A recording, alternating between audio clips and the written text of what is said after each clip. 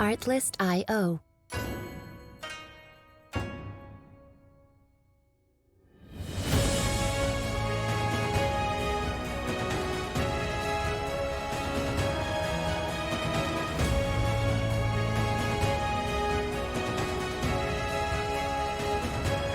Music licensing reimagined.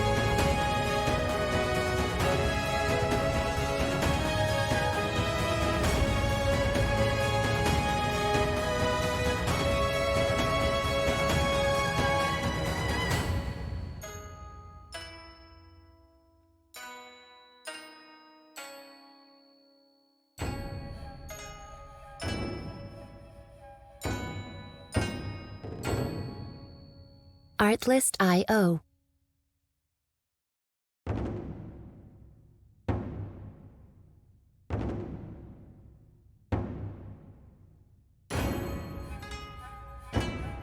Artlist.io.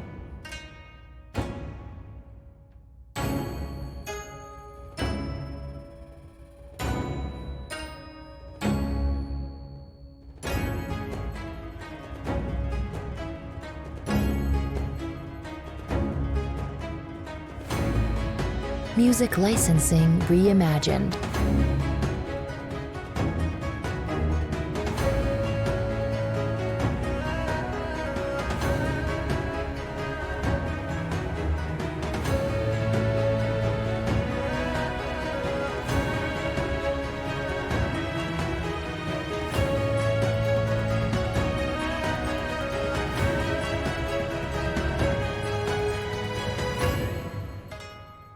Artlist.io.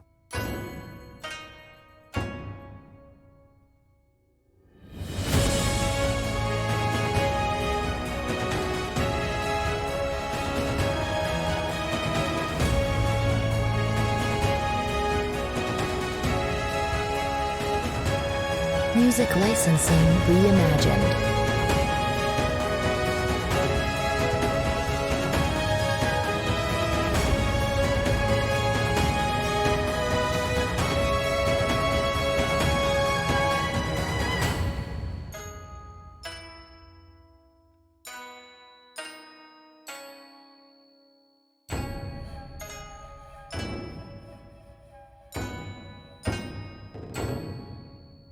Artlist.io.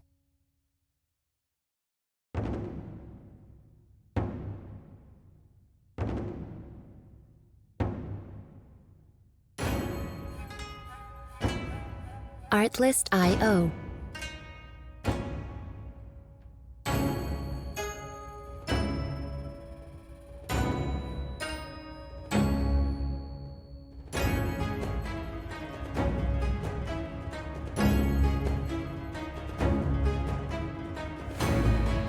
Music licensing reimagined.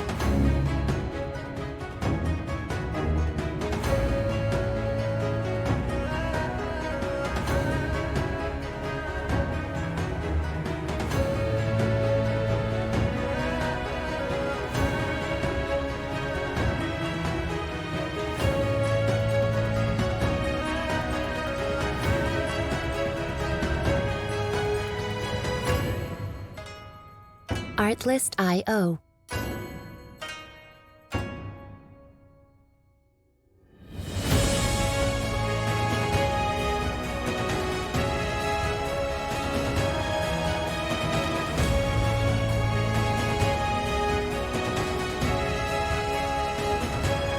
Music licensing reimagined.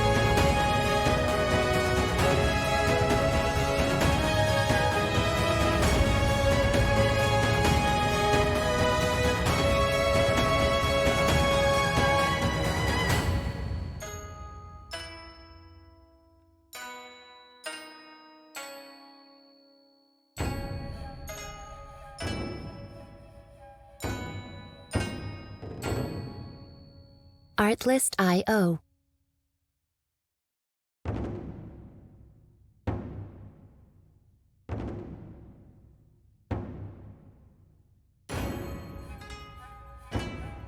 Artlist.io.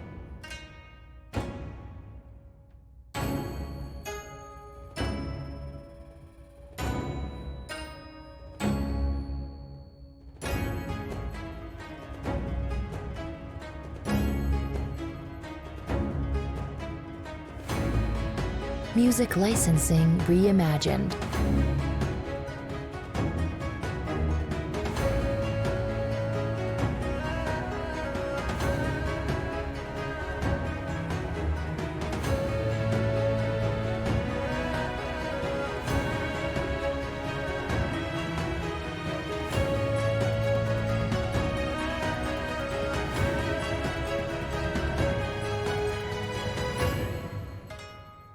Artlist.io.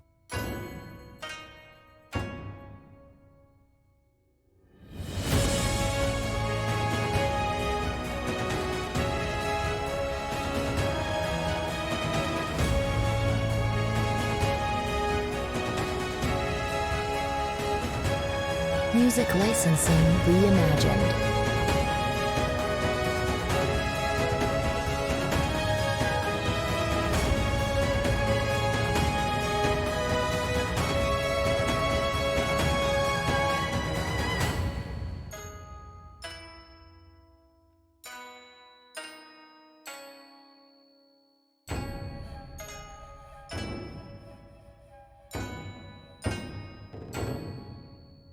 Artlist.io.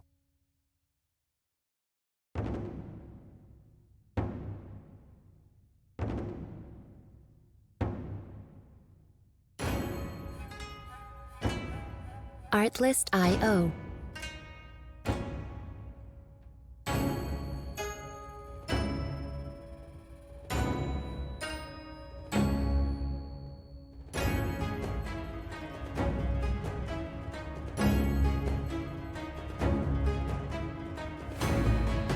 Music licensing reimagined.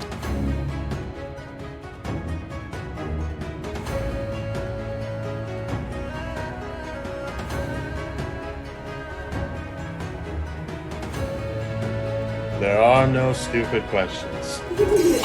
There really is. All right, ladies and let me put this up, gentlemen, we are back. This is Captain Valen and the crew coming back with the Bleach Soul Warfare game. This has been a little bit of a hiatus because life is like that. And we're going to start off with a recap and then do a little more introductions for those that, have stuck with us and those that are new. All right, pass it off to our fabulous DM, Bill. All right, so our last session took place actually immediately after the one before with a weapons test for the Quincy. In that, or not for the Quincy, for the Shinigami. In that, you did discover a Quincy underground area and basically loot the entire thing. Unfortunately, that's illegal, and as such, you all had to quickly attempt to cover your tracks. In the session before this one, you attempted to, and sadly, failed with most of your items. They were confiscated by the Sixth Squad captain, Shogata's father, who you later found out was holding the items and how he got them ransom until demands were met by the Central 46. People have been told to both keep an eye on him and to not take requests from him. Afterwards, you all met with the 12 Squad captain, revealed you had managed to save one set of Quincy items, sold gems to him that may or may not contain items, and then went on a vacation to the human world and met some human who Shogata seems to know. After that, two hollows attacked with a house holding a strange alternate version of your own tree, your own fruit tree, being found there and almost burned down in their attack. You managed to kill both of them, came back, and just as you returned to the spirit world, you were greeted by a messenger bearing a summons. And before we go into what that summons was, I'm going to go through who everyone is. I'm going to start with Red. Yeah. All right. So I play Lil Zanny Vert. She's big. She doesn't like Soul Society. She don't like structure. She's a wildling. That's pretty much it. Oh, and she likes fire. We also discovered a new part of Zenny in that before the weapons test, by about a few days, she had found herself distracted during meditation with her Zanpakuto, constantly thinking back to old spirits and other things that hung out with her in the forest. She, in attempting to summon one again, summoned what she now refers to as her fire spirit, who is going to help her out in combat. Up next, we have Austin. Hi, I'm Jack Gould. I play an artificer. I do most of the science work for the group, and I tinker with shit. All right, yep. And speaking of tinkering with shit, the last time you remember working on a project other than part of the creation for the very soul bait device you tested during the weapons test, you were being given a actually no, it was afterwards as the rest of the party went to the human world. The sorry, hold on. I seem to be having an issue. The 12 Squad Lieutenant had put you in charge of doing something with excess Ryasu that was coming off a recently invented weapon. With it, you managed to create a sort of aura around the weapon that allowed it to change the method in which it did damage.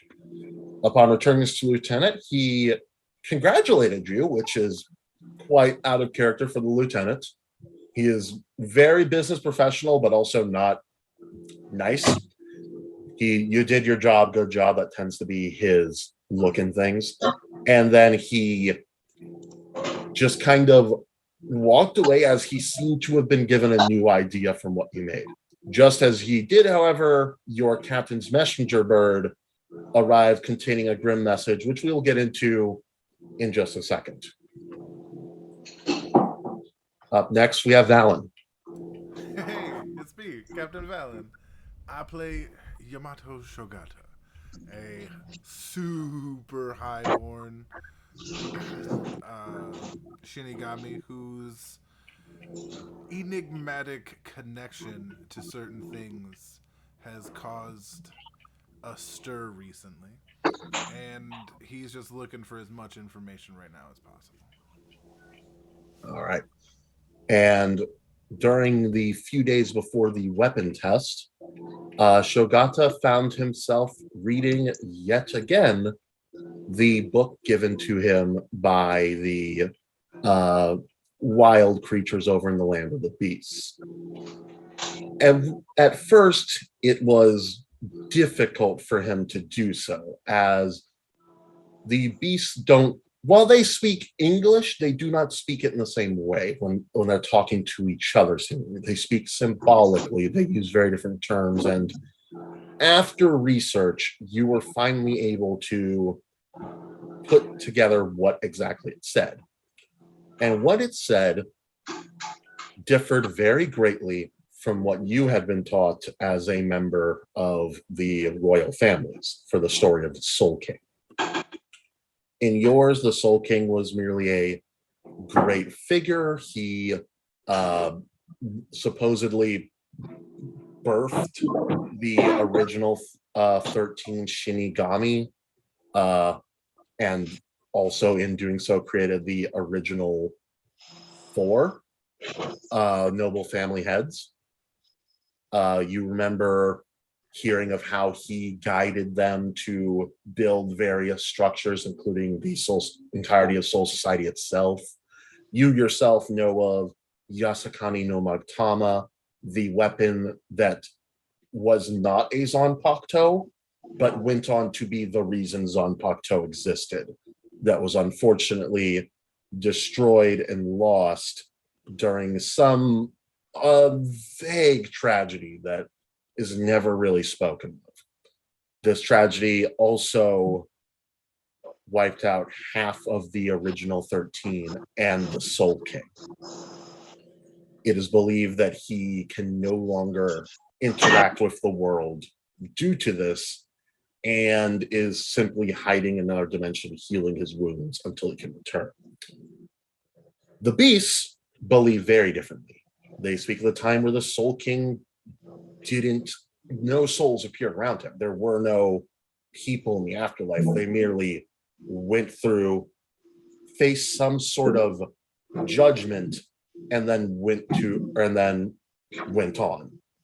However, eventually they had to start being reviewed basically in person for the judgment, and were given various paths depending on who or what they were. You found out about the destructive and powerful ones, the Ashura, those who were evil and corrupt to the core, which you eventually managed to translate into being those who were sent to hell. Then there were those who were strong but righteous, those called Deva, which you translated to be Shinigami. After that, they went on to talk of others, such as the Preta, invaders from another realm, white ghosts, ever hungry, hollows. They apparently back then, as far as the beasts are concerned, invaded much more frequently. Then they spoke of humans, both living and dead, under the Soul King's jurisdiction. After that, they spoke of the animals themselves, in touch with nature, but still not perfect enough to properly move on. Acted too instinctively, thought themselves self-centered, and thus, to them, the path of being born animal is not a punishment, as Soul Society seems to think it is, but is rather just a necessary step to get better. Then they referred to the Soul King himself in various details you've already heard, this gargantuan, unknowable figure who's just kind of supposedly always been there and always will be, although they always refer to him as Naraka. They also go into detail of a great tragedy, but theirs varies differently. It's exceedingly specific. The moment where 13 Deva turned upon and destroyed Naraka, splitting his body into thousands of pieces. The Deva are, you remember hauntingly the closing words, the Deva are untrustworthy. They are traitors and deceivers. Do not ever listen, for even the most genuine of promises can be given up for convenience. Do not trust even beasts among them. And then you went on the mission. And now that's what I get for rolling a crit. And now you all find yourselves at the gate with a note in front of you from a messenger in a completely black garb. You cannot make out a single thing about this person. As you look at it, it says, you are summoned to Central 46 at 0500 hours.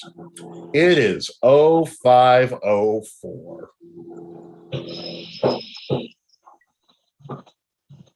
Basically, you've all been summoned to court. Austin also got this message, but he got it much earlier because he was actually in Soul Society. So I assume you all dashed there like madmen? Yeah, definitely. All right. As you do, you notice, hold on, Lavi is taken aside by the figure in black and seems to be given a different missive that is not related to you two at all and is sent off somewhere else. But as you all rush, sooner or later ending up finally where you're supposed to be at Central 46, you can see Jack kind of sitting out there with an uneasy look on his face, considering recent events.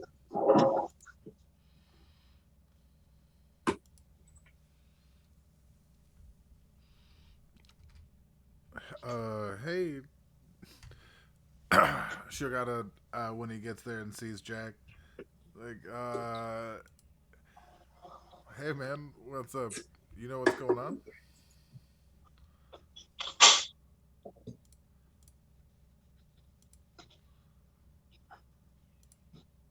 He's muted. Oh, Yeah. Austin, you still here?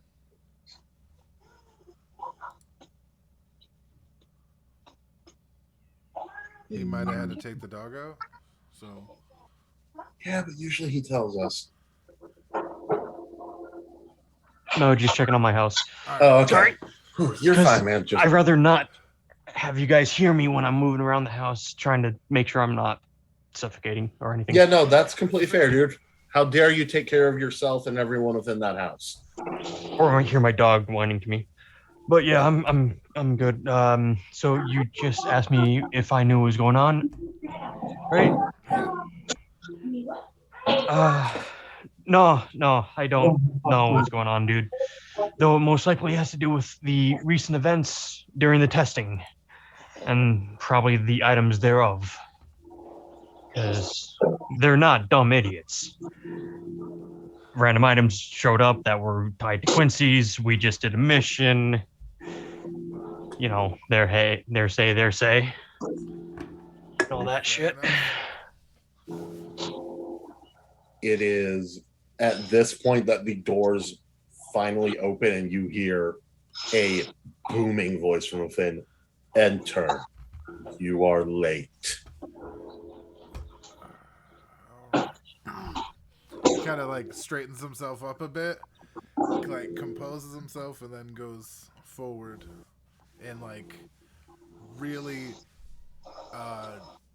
there's no like traditional way to walk, but he's definitely walking very formally, I guess is the way to put it. Mm-hmm. Zanny's doing the exact opposite of that. She's just walking in like she owns the place. Like it's as all you do, you are surrounded on all sides by various seats covered in numbers from 1 all the way to 46. You can only make out about the middle torso of any of these figures, all of whom, because of the vagueness of that area, look exactly the same. Giant piece of paper shroud their faces, and the only real light in the room is a light directly on the middle stand that you were all sent to. Yeah, he definitely Ooh, sorry. Yeah, I will say it right now. You can tell all of them are watching you intently, and there is a palpable air of just tenseness in the room. Sho squeezes the hilts of his sword, not like in a threatening manner, but just to comfort himself with their presence. You know what I mean? Like, because they actually mean a lot to him, and he just started that connection, and it felt good, and he's just trying to bring himself into that space. Not necessarily to converse with, but just to feel that comfort and that safety. All right, make me an intelligence save real quick. Me? No, I don't want to do that. Yes. And No, too late. And a check? Save. Oh. You add your proficiency to a save. Oh, nice. That I'm okay with. Yeah. I will almost exclusively never say 17. check. Jesus, yeah, that's good, man. All right, yeah, you do that, and you can feel a just wave of not calm. It is still the wave that something is watching you, but now it's also somewhat protective. It's less dad's watching to see if you fuck up and more dad's watching to make sure your ass don't fall off the swing. All right. I respect that. But yeah, that's what I'm doing as I walk towards the fuck off light. What's everybody else doing? Zanny walks in unintimidated because she refuses to be intimidated by people shorter than her. Also, she grew up in the woods, so she don't really care about like social structures and rules. So she can tell that she's in trouble. She just don't really care. Do me a favor, and I need you to make me a. Let me make sure I'm doing this right.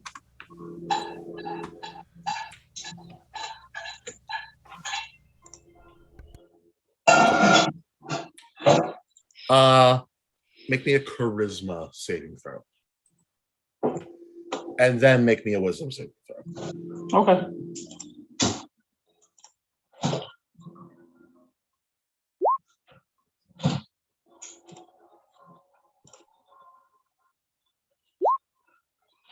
Okay. Though Zanny is trying to not be intimidated right now, there is a piece of her mind that is palpably aware even one of these people has the authority to immediately order her execution from literally anyone being allowed to do it. And not only is she at the bottom of the ladder, so there's a lot of people who can do that, but all of them are here. So there's just this, even if she's not showing it, deep in her gut, she can feel a palpable feeling of, if I am not careful here, it will literally be the death of me. Okay, so it's like I don't care, but I'm not gonna fuck up because I don't want to die. Yeah, it's not I don't care, it's more I am scared shitless.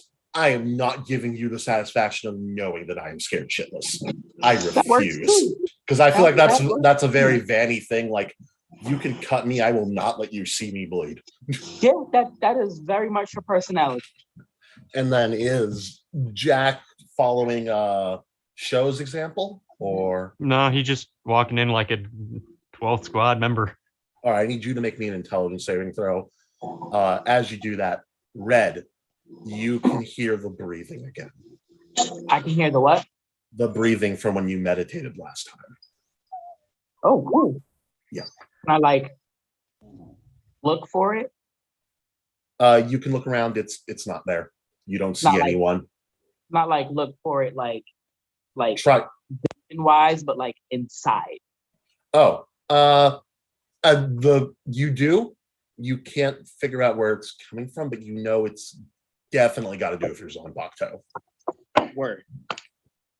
For yes or no, the map is still on the thing. Yeah.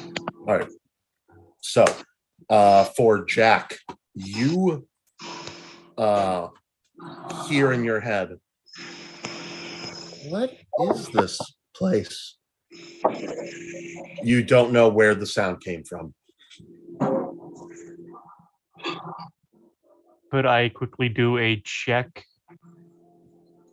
to see where it might have come from? If that's possible? Perception if you want. All right.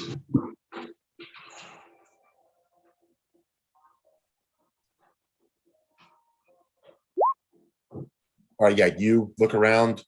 There's no way a voice that small or high pitched came out of anyone in this room. So you start thinking through logically, okay, maybe I'm stressed and I'm hallucinating. Maybe it's this, maybe it's that. And then it kind of clicks that, or I'm at the right frequency as you remember not being able to hear the kid you were speaking to last time. And it's the only one that you know who would have a childlike voice other than a few of the captains who are definitely not here because said captains are very loud.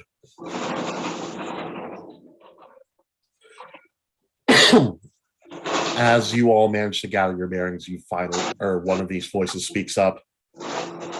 Vanguard Squadron, we're calling you here on an important matter of a previous mission, one that has brought to light events that, while we will not share with you, have brought worry. So we are committing a reinvestigation of this mission. During your first mission as a squad, what happened? Remember that in here, anything less than the whole truth is considered treason. They are not. Sorry, go ahead. I was just going to say, you're all aware they are not speaking about the Quincy mission. This is about the literal first mission you all did together with the Fullbringer who can tear his skin off. I was actually going to ask that. I was going to ask, are they talking about the person with all the eyes, or are they talking about eyeball guy? Yeah. They are. Hey, that's my friend. Yeah. Show got to. You don't even need to roll on this. One of the problems with Central 46 is that due to just the sheer amount of representatives, bureaucracy, shit takes a while. Fair. They are probably still processing what your father's doing, not just because of the magnitude, but just because they have, sorry for the pun here, 46 other things to deal with. Fair. And as such, they have only just now gotten to the weird dude who last you all heard could absorb spells all of a What sudden. was his name again? It was Sho's friend. Like, he did get a name. No, not Sho's friend. We're talking about the first dude with the eyeballs, the guy you Yeah, stalled. didn't they become friends? He Yeah, like we called him became friends. We Tarantula played or some Switch shit. and stuff, and then we went. That's I, not. no, because I went stalled back and got him played, trapped. But I went back and played with him again. When? Didn't? No, maybe I just thought that. Yeah, no, I thought you did. I No, thought I did too. No, I you thought went they back were and still played in with your contact. real life world Yes, friend. I knew that, but I thought I used some connections to get into the prison. No one's visited him. Okay. Oh, Yeah, yeah, no. no, You not- tried, and 12th Squad just straight up told you do not there have it the is. clearance. Yeah, you definitely It's been did a try. while. It's It been was a just while. like, nah, you ain't that important. Right. Yes. Fair enough. Like you ain't your pappy, boy. Who you thinking? Yeah. Fair. And it's at this point as you all basically wait for everything to kind of quiet down, and who would like to lead with answering what the hell happened? I would. All right, go ahead. All right. I'm on the stage, right? The spotlight. Yep. All right. So while she's talking, there's a lot of like she's Right. giving a speech, a very passionate speech. She likes the spotlight. Yeah. You know. If you can, role play out what you're saying, All right. So because I need to know exactly what you're telling them. all right, I can do that. All right. Yeah. So Go ham. all right. So this is what happened. We went to the place, the joint where the dude with the no eyeballs. He told us to go there. We went there. It got real. There was a whole bunch of fellows. We was killing them because that's our job. That's what we do. It's what we get paid to do. Wait, do we get paid? Whatever. Doesn't matter. So we're taking our swords out. I didn't actually take my sword out, actually. Whatever. Regardless. We're killing them. They're not dying the way that they're supposed to. And we're like, fuck's up. And like, whatever. We got swords and shit. We still killing them. Then all of a sudden, Random comes out. And we're like, who's this Random? Random comes and he's just like, I got eyes, bro. And we're like, okay. So there's a person with too many eyes and then a person with no eyes. And shit's getting really weird. And he like turns into the universe and starts sucking shit up. And we're like, oh no, we can't have this. So we tricked him into playing a video game and kidnapped him. There is a long pause as you go through this whole thing before eventually I see. And you hear just like this cacophony of murmuring around as another voice speaks up. Yamamoto, would you mind giving a recount as well? Surely some details have been left out. Or at the very least, you can fascinate us.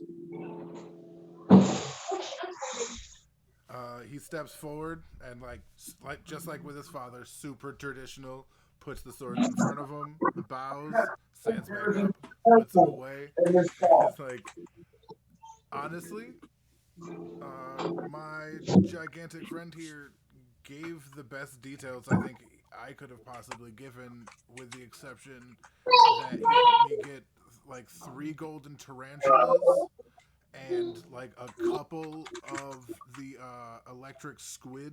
Very rare things in a very short amount of time. That is, and those are important in case y'all don't know. yes, that to the game I play.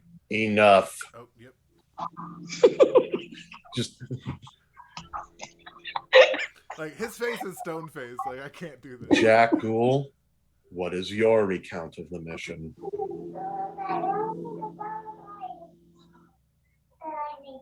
I step forward. I bow. So we went on this mission thinking it was going to be standard, test the waters, see how we work together as a group. We went out. We went into positions knowing that they would be coming, sensing them. They started to just die in one hit, very weirdly. Like none of us expected that. After a while and a few waves, the new entity came in and introduced himself. We then exchanged a few words. We tricked him. He then, sensing that our captain or leader, whatever you want to refer to him as for that particular mission, was going to do something, try to open himself up and suck us in, me particularly due to the fact of my proximity, tried to restrain him, me trying to restrain him. We both got frozen, and that's the end of the mission. One hit, you say?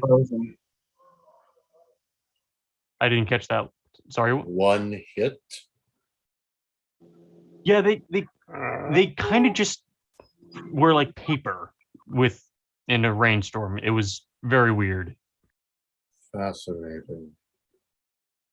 And it's at this point that there's a significantly long pause. You will notice a strange feeling. Do not panic. We must discuss this in private. And a black box starts to appear around all of you. This has to be some. Sorry. Hello. Can I do like an Arcana check or something to determine this thing? Because I believe I know what it is, but yeah, do it at disadvantage though. Okay. This is one of the forbidden ones. Yeah, thought so. Public disadvantage. 6. Yeah, you have no clue what this is. It's clearly keto, but outside of that, there is just no hints as to what this is. Shogata, however, does not give two craps. Can I try? Shogata's gonna know.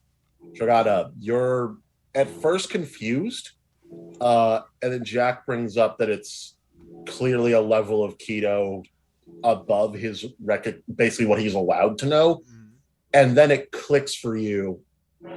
This is Hado level 90, which is mainly used for very sudden executions. But as it forms around you all, nothing seems to happen. You're just in this box, and it's I'm in a box. By it. All of you are. All of you are in one box. And once it clicks, like he's so scared because he realized this is the death box. You know what I mean? Wait, do I know that it's a death box? No, only Shogata knows this. But you hear him kind of like, you know, when you're scared and you realize something and you don't mean to speak it out loud, but you say it. And as you go to speak it, you do not hear your own voice. Oh my god! Yeah, but his swords are out, like just on instinct and fear alone, and training. They trained him. You all, through various things of not hearing his swords come out, not hearing him talk, but still being able to see him, realize none of you can hear in here. Do I have enough room to pop a squat? To pop a squat? Like to take a seat. Okay, yeah, no, you have enough room. This is enough to contain the entirety of the podium all the way up to the light source. All right, so I'm gonna take a seat because I'm in a box and I don't know that it's harmful to me. So I'm gonna just sit down. I personally think that they just put me in a box so that they can construct without. By the way, I'm going to say just because of the sheer fucking size of that roll, Shogata, you know by now, if this was the real thing, you'd already be dead. You would not have had time to pull out your swords. Like you're just taking a couple refs and you go, wait. It wouldn't matter if I knew or not by now. Yeah. Fair Yeah. enough. It was like that. It would be a lot quieter right now if, in my head at least. And I need everyone to yet again make me whatever their highest save is with advantage.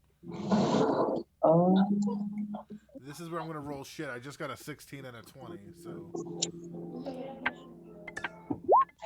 Yep, called it. Oh, also, I knew Austin, it. roll a d4. I'm going to say your 20 from earlier is basically giving you a miniature guidance. Ooh, nice. And then I roll a d4? No, just Jack. That's from his nat 20 from earlier. Okay. But I got a nat 20. Not on the save with your Zanpakuto. Oh, no, I see what you're saying. Yeah, that's my luck. Okay, yeah, no. With I the got exception 13 on of mine. Red,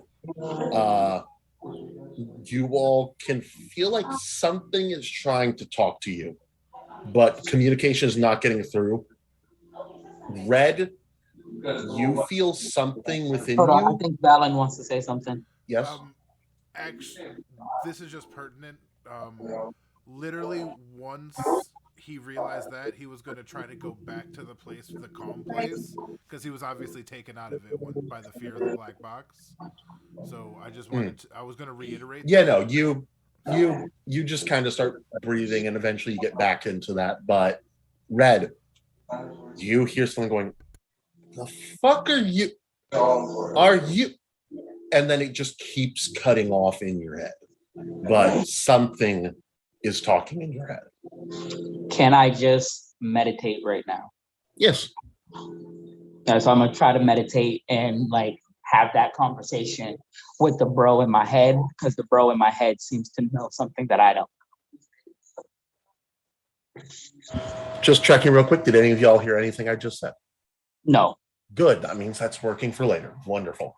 After a while, the box drops, and it's a while. You were all in there for a significant period of time. And Sage, can you describe your character, please? So Thigh Guy is basically like a green-haired samurai-looking assassin, with like one of those traditional like straw hats on, and yellow eyes. All right. Everyone else, this person is standing directly in front of the podium and has seemingly been waiting for you. Sage, your character was called in about 3 minutes ago. You're typically aware that when someone's in the box, they're either there because the Central 46 is either A, about to tell them something but can't have them in on the conversation lest they interrupt it, or B, plans for you to kill someone. They clarify that it is the former and not the latter, and are informing you that you are currently being reassigned.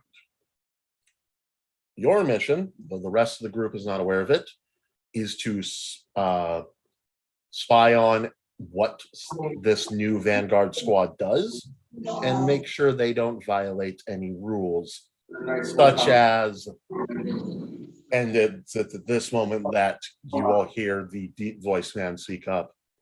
Welcome back, Vanguard Squadron.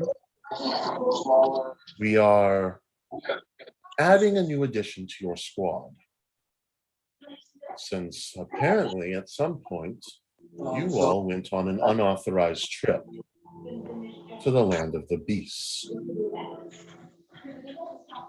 However, we consider the mission with retrieving this Fullbringer to be significant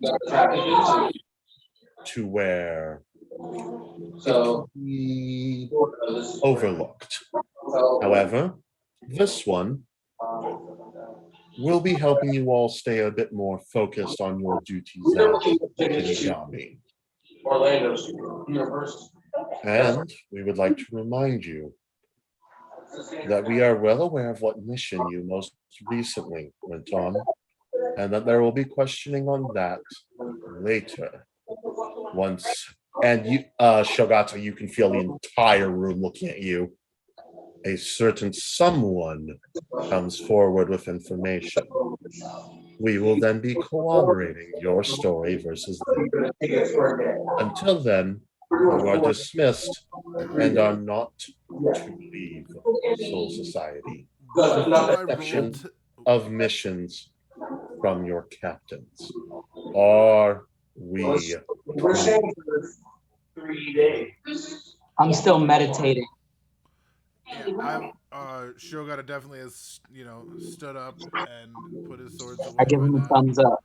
But what do I roll to make it look like I don't care? That Deception. Yeah, deception. Or performance, your choice. Ooh, I'm actually proficient in performance, so thank you. I'll try that. You're welcome. Oh, yeah, that makes sense. That makes a lot of sense.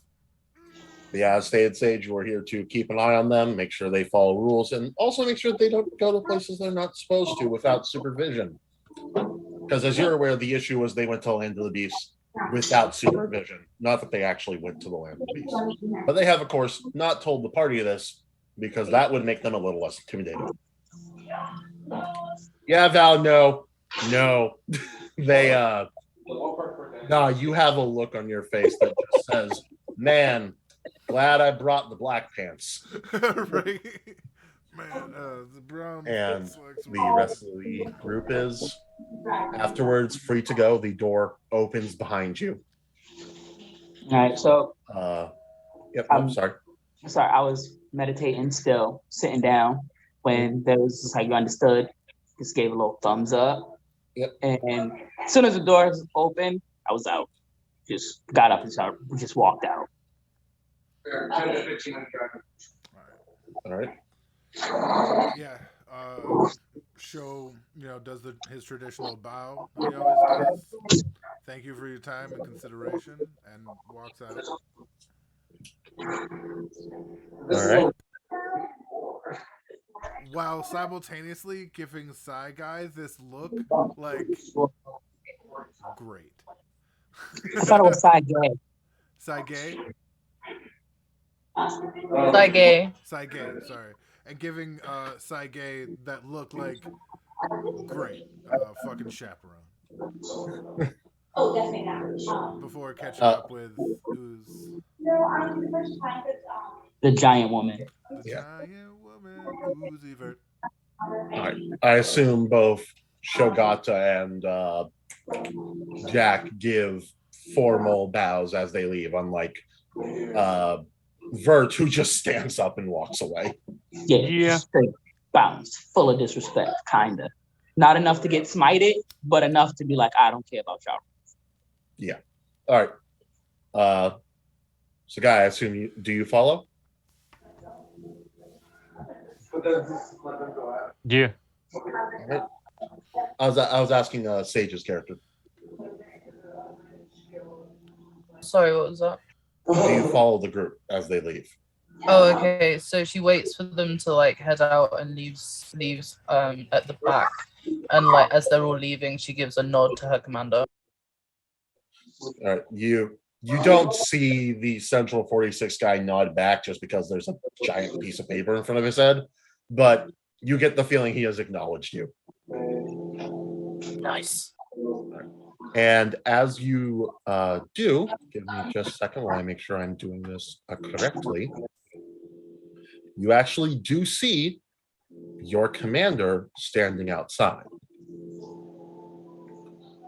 Our commander? Not your, well, yes, him as well, but also Sagai sees the head of squad 2.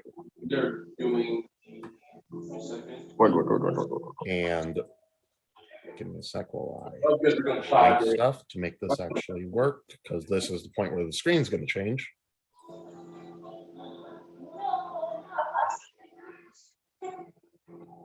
Shogata's regretting not trying to absorb the energy from the black wall. Again, not how that spell works. Whatever. Anyways, He has and a you scientific all mind too. Xanians walk regret out. not going for round 2 with the human. You all walk out and see this. And it seems that they're in the middle of a very heated discussion. But as soon as they all notice you, it's just done. They stop talking. I ask if they're related. Who do you ask that to? I just like looking at both of them and just like, are y'all related? No, I'm at least not consciously. You hear from What the fuck Chiru. happened? What? Cool, y'all fucking. Uh, uh, the second squad captain is currently glaring daggers at you. I'm gonna take that as a yes. I don't say that. I just think it. I don't want to get beat up. My whatever's going on aside, I understand we have a new member. And for Sage, as you look over, you can see your captain, who is on the right, is looking very cold at this entire situation. And the one on the left is this strange looking multicolored haired man who at first looks like he's just not opening his eyes, but after a while you actually realize his eyes are completely sewn shut. And regardless of this, he is looking at you with a very happy expression because he seems somewhat excited at the fact that they're getting a new member. Yeah, bro, we're coming up in the world. Well, hello. You can call me Chiru. I am the head of the Vanguard division. What's your name? And he walks up and like kind of tries to offer you a handshake.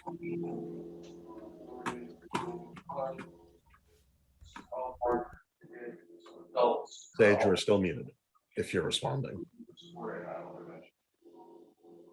Sorry, is my unmute not working? Okay, I can hear you now. Or, well, I could, but then you remuted. Yeah, there's music on in the background. She says like, oh, my name? Saige. Sorry, what was yours again? Chiru. I am Lieutenant Chiru, head of the Vanguard division and lieutenant of 5th Squad. It's nice to meet you. And he still has his hand out for a handshake.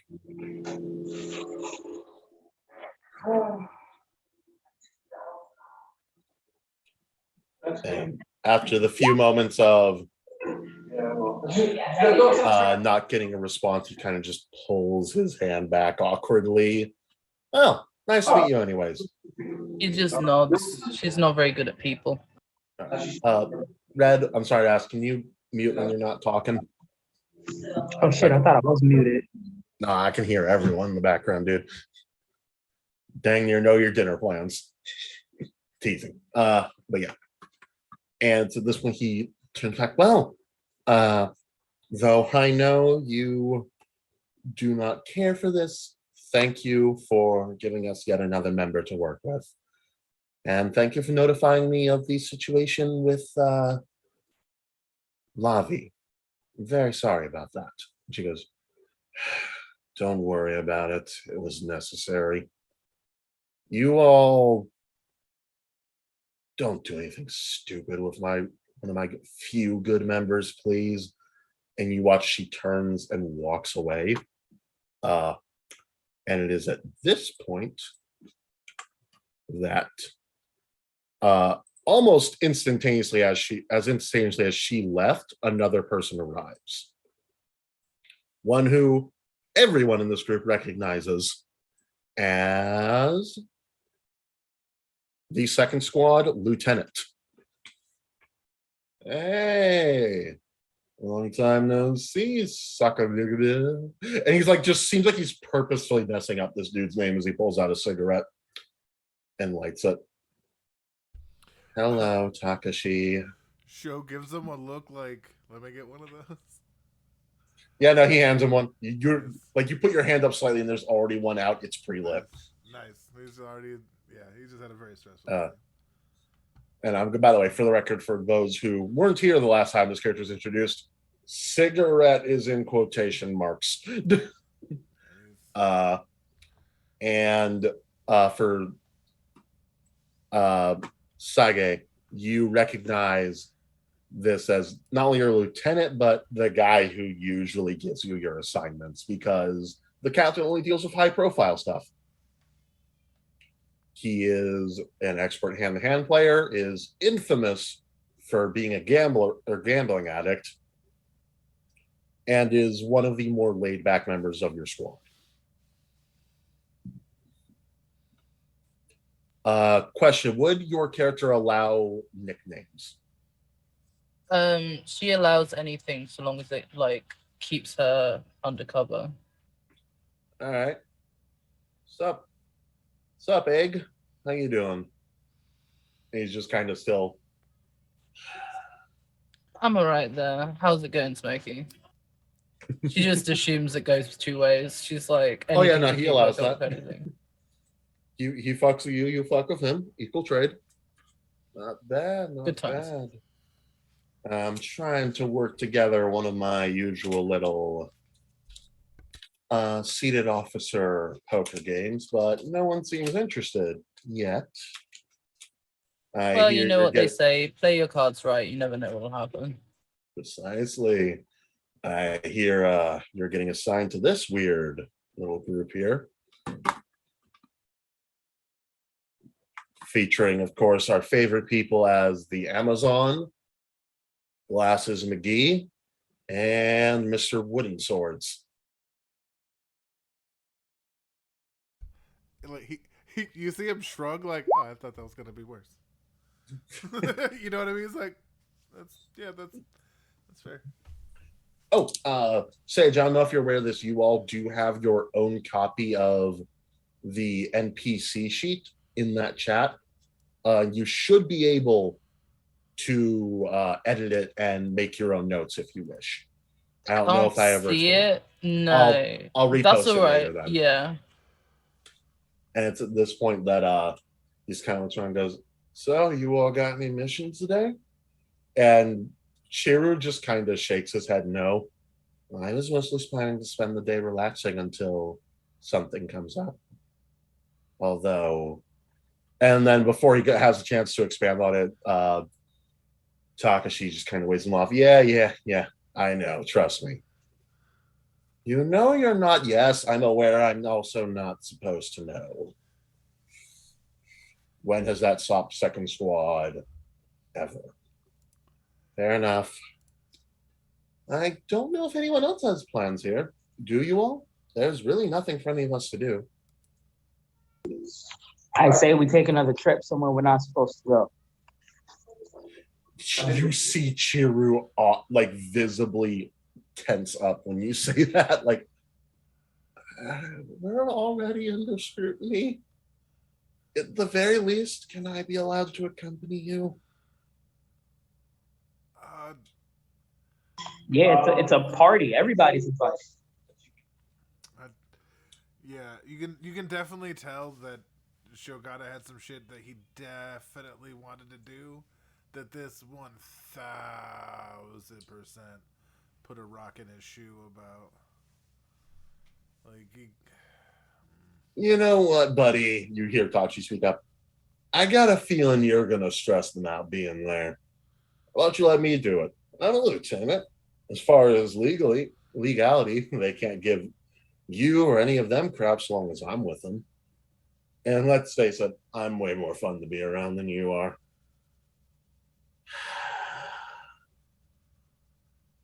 I'll accept it.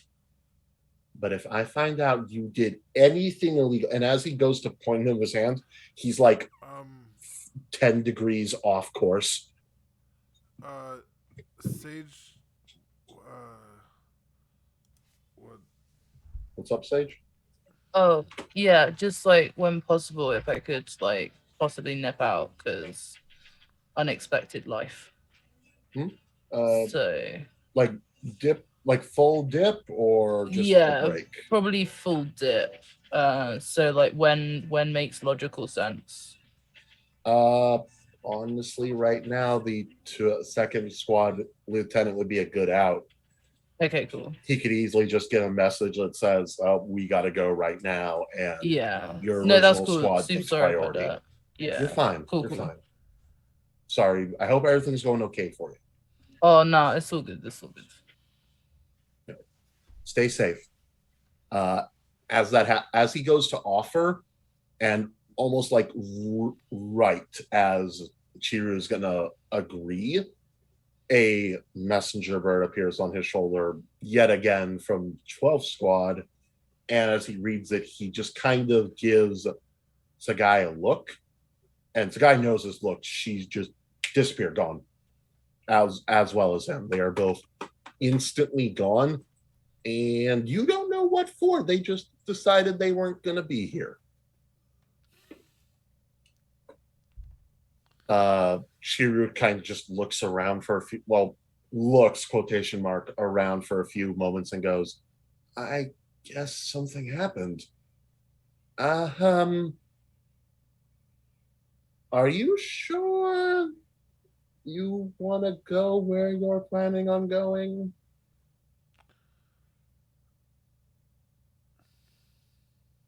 Never really sure about anything.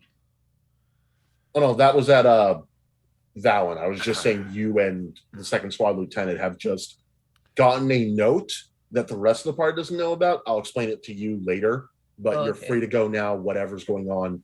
Real life always takes priority. Yeah, cool. Sorry about it. You're completely fine. You do not need to apologize. Stay safe, please. No, it'll be fine. All right. Yeah. So they're just gone.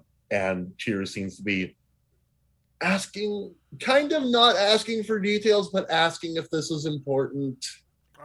No, sure shakes it off. He definitely can't have a member of the second squad with him where he goes to ask the questions he wants.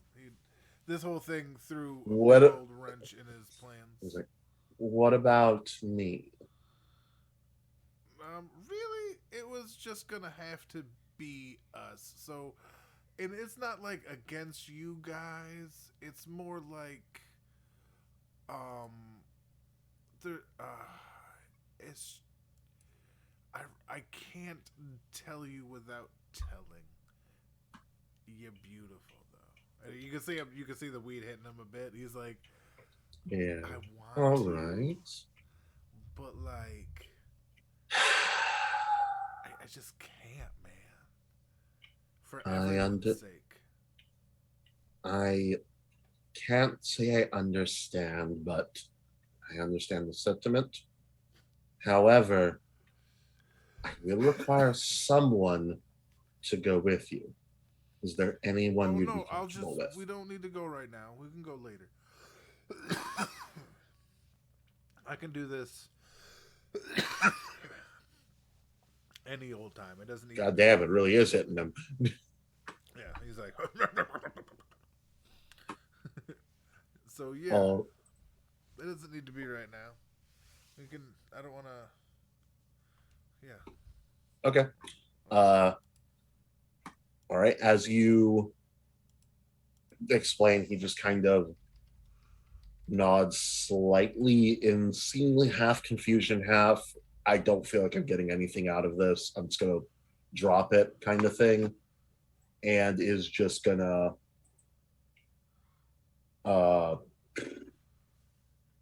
head off. He's gone. Is there anywhere you would all like to head during this off time? Anyone you'd like to see, anywhere you'd like to go? Because let's face it, this group has gone places they weren't supposed to go multiple times.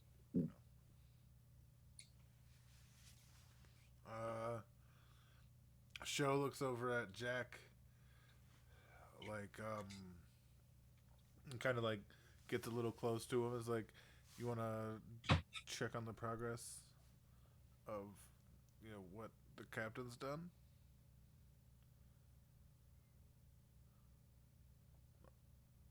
Oh, he's out with his dog. Never mind.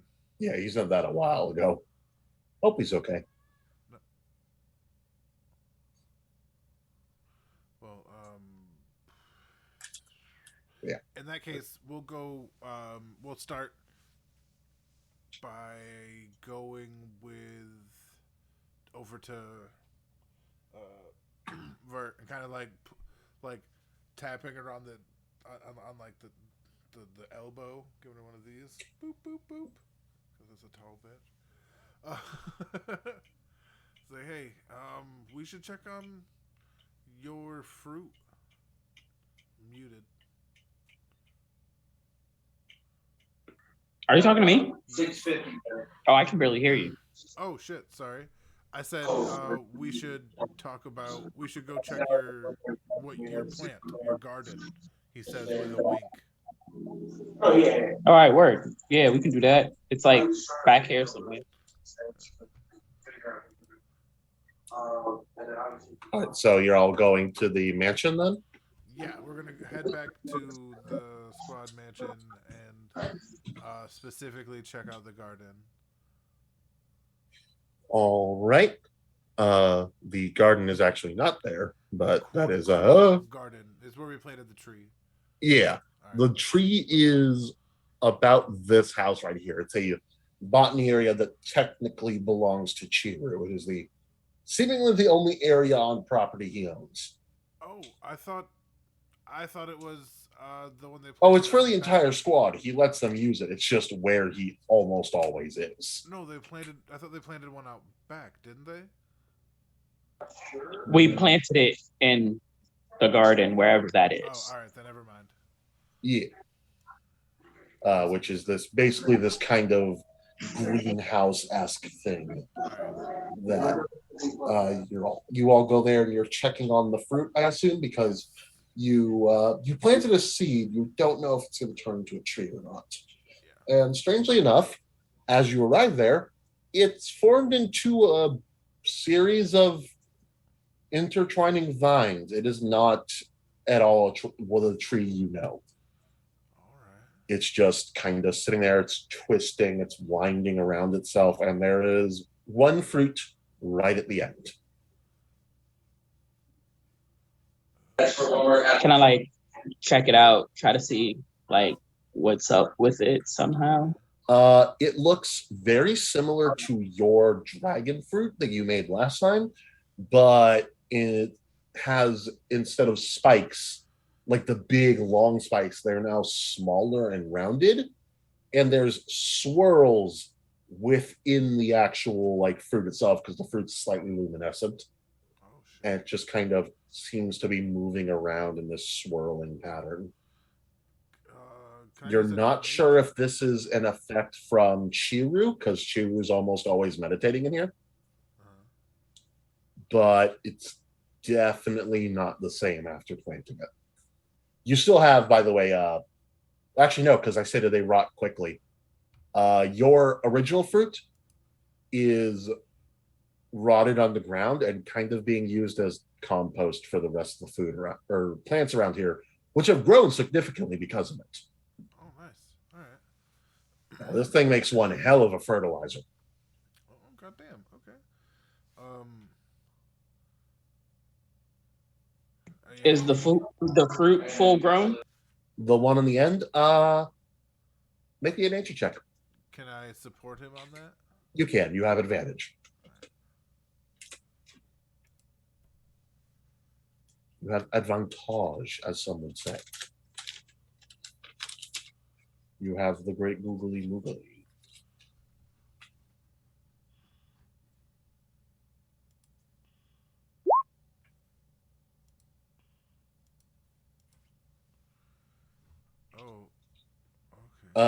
Good thing he gave you advantage, Jeebus. Yeah, no, it's it's not there yet, but it's almost there. You have a feeling if you try and do what you usually do, which is meditate on it, and try and fuse it, you can get it to grow a bit more. All right, so I'm gonna do that. All right, make me a wisdom saving throw.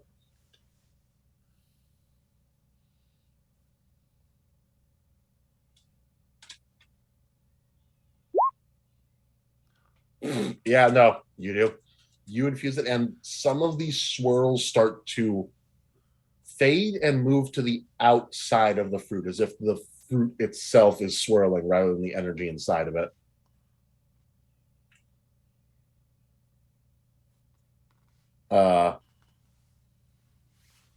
Yeah, but other than that, it's now seems to be your exact same fruit as before, except now it's more swirly and rounded. It's also kind of lost its glow somewhat, which you do remember from your previous fruit is just a normal side effect from you affecting it.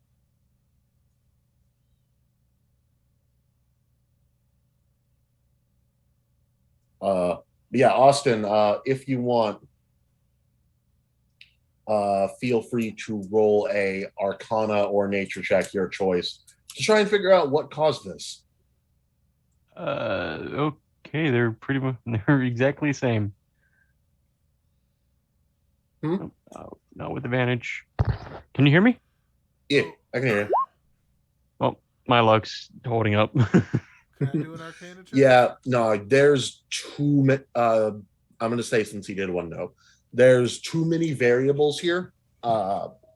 It could have easily been the fact that he wasn't actively working on it the entire time. It could have been the fact that Cheer's there. There's just too many things moving around here. It is not nearly as controlled of an environment as the other one. You're not sure what could have caused this, although you do find, due to the time that Cheer spends in here, there's no way he's not affecting this. He's also, as far as you know, never been given a fruit. But yeah. Valen, a small reminder from last session. You have fruits from the human world. Yeah, I know. Feel free to check your inventory on that, because I don't remember exactsies. Let me... Oh, dirt. Here it is. Oh, shit, wait. No, you don't have fruit. You have seeds from the real world. Yes. And that's one of the reasons would you like to plant those? Yes. And all right, yeah, you do. Specifically, like, do you know about like the three sisters for gardening? No. Green beans, corn, and squash. It's like they form a symbiotic way of growing that helps enforce one another. The corn gives the green beans a stalk to grow up and strengthen, while the gourd on the ground helps keep the stalk from the thing like solid and shit like that. Like it's a whole thing. But okay, I didn't know that at all. Yeah. Anyway, but yeah, that's what he's gonna try and see if something like that happens with the seeds. So where they planted the main vine, he's gonna try and he hopes that these turn into a tree. Because again, he doesn't know what they are. You know what I mean? Yeah. Does he plant both of them or just one and then save the other? He's gonna plant one here and then one in his special safe place. Okay, he'll probably have to request to edit a room then. Like my rope trick space. Oh, okay. Sorry, yeah. You'll have to get dirt from somewhere. Yeah, that's that. Like, where do you think I'm in the? I'm right here. This is yeah. where you get All right. dirt. All right. Yeah, you do so. steal some dirt.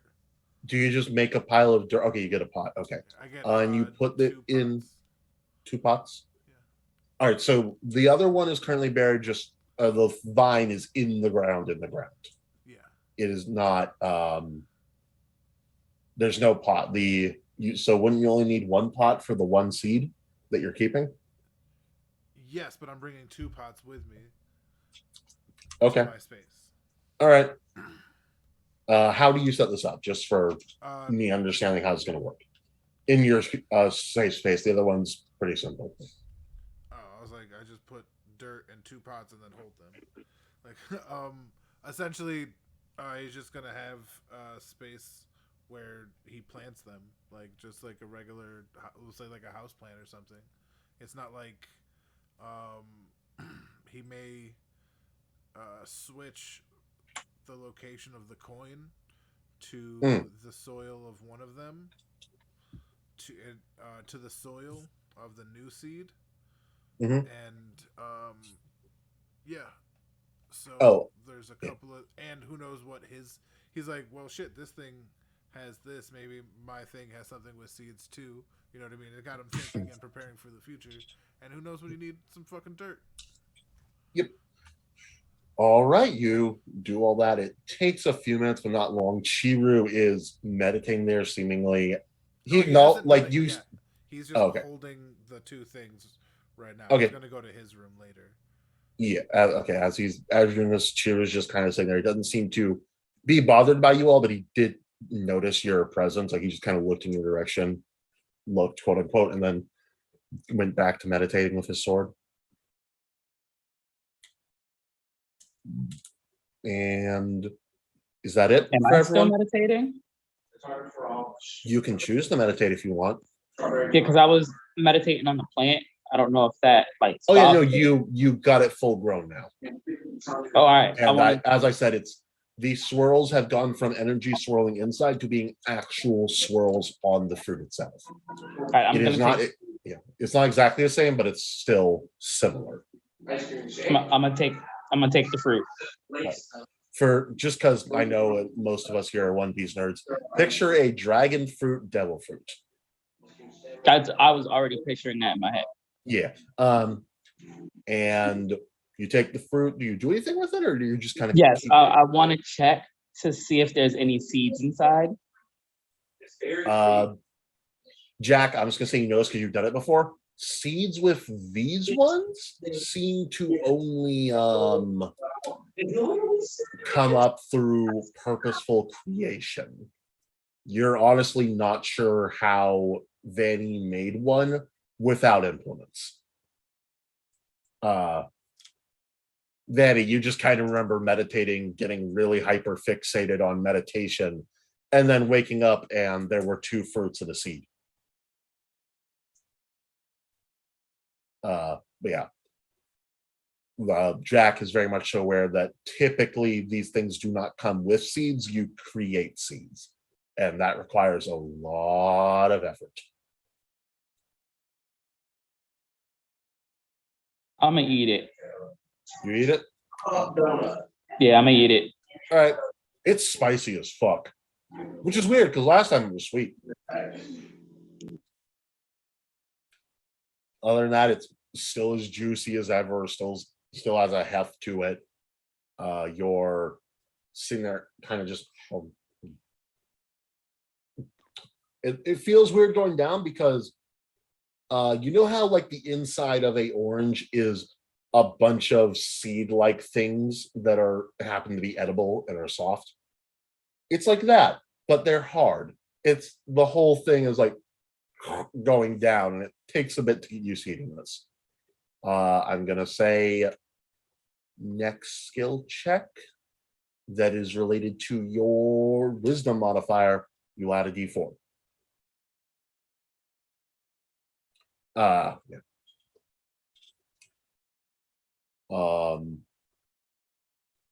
As you do this, is there anything else anyone else would want to do during this time? I'm gonna wait because I want to see what experiments, like how Jack's. Wait, have I been? No, Jack, you've been in my my rope space, right? My trick room. Yeah. All right, but I seen stuff like your experiments in your space. No. All right. But yeah, then in that case, he's like, let's check out my experiments. You know what I mean? Your experiments? Yeah, the ones in my space. Like, so he's like, let's just go to my room and then we can. Okay. You all head to Show's ever gaudy wing. Very luxurious, very nice. Many throw pillows, some of which have been literally thrown. A strange, big, flat rectangle on his wall. You're not sure what it's for. And eventually you get to his room, which has a double bunk bed for some reason. This is weird considering he's the only dude there. Apparently, Vanny is staying behind and meditating. So it's just you two at this moment. And as you get there, you begin to mumble the modified idea of a spell that you have, which creates this regal opening in the ceiling. The rope ladder falls out, which is not made for rope for you. It's made of a very fine silk. Damn right. And you all go in. Can you please remind the DM what experiments you have going on in there? Because last I remember, you have your fruit, which is currently sitting on top of a gold coin. Yeah, that's it. Yeah, that's it. That's all he's got running in there right now. Okay. You go in there. The fruit looks completely fine. It is clearly taken after you in appearance. It is the fruit design that you tend to make. And the little extra bit that was from the captain repairing it is completely gone. It is now fully yours. Sweet. All right, so I take the I take the coin out from under it. All right. It's a Quincy coin. Yeah, and I put it in the bottom of the in the soil. And, all right. Because it's still like top of the order. Keep this thing hidden. You know what I mean? Yeah. So yeah, and he plants the remaining earth seed on top of there, and then he sets the other pot of dirt aside. All right. You do that. Yeah, and that's and I do an Arcana check on. Does the fruit look ripe? The one you have? Yeah. Yeah, no, it's completely fine. All right. It's one of the original 4 that were given to you, if I remember correctly. So it's been ripe. It still is ripe, thanks to you all maintaining it. Austin is very much so aware that you can put it into potions to affect them. I don't know if there's anything he wants to do with this one specifically, or if he wants to leave it here or leave it up to you. Yeah, I know. I'm just stating because trying to get some interaction going on. No, fair. Sorry, a lot happened real fast. Yeah, no, it's completely understandable, dude. Trying to just take it slow and get myself back into this. No, I'm gonna leave him because we all had our one. He has this. This is his ship to sail. If he wants my input, I will give it. But basically, yeah, he's like, look, it's the mark where the captain healed it with where your captain rather healed it. It's completely gone, and that's just in the time that it's been here. You know what I mean? The adaptability on these fruits. They can DM question. We've seen them grow back from half a fruit, right? With the aid of a captain's keto only. In which he kind of just actually, Austin, I want you to make me a Arcana check of advantage real quick.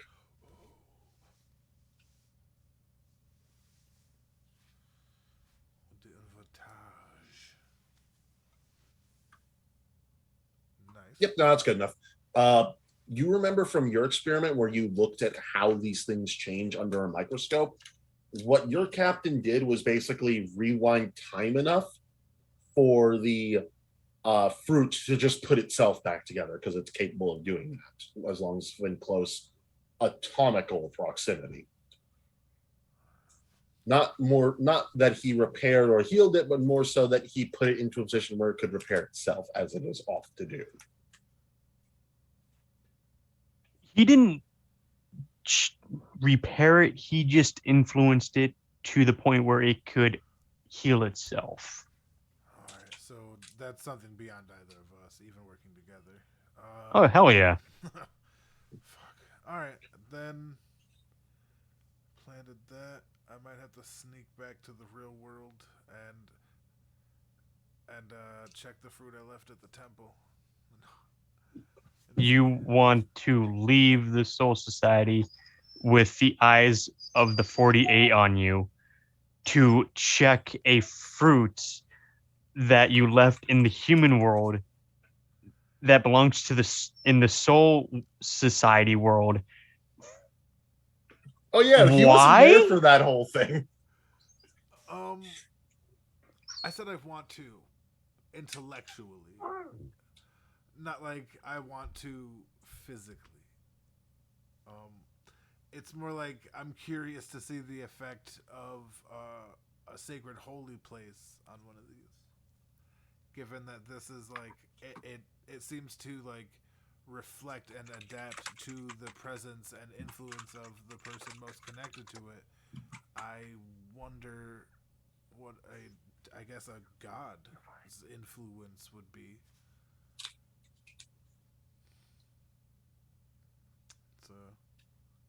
It's a fair question, but it's an intellectual question until we get a little bit of heat off us, or I can find a way to make a phone call, which seems to be something I might be able to make a phone call.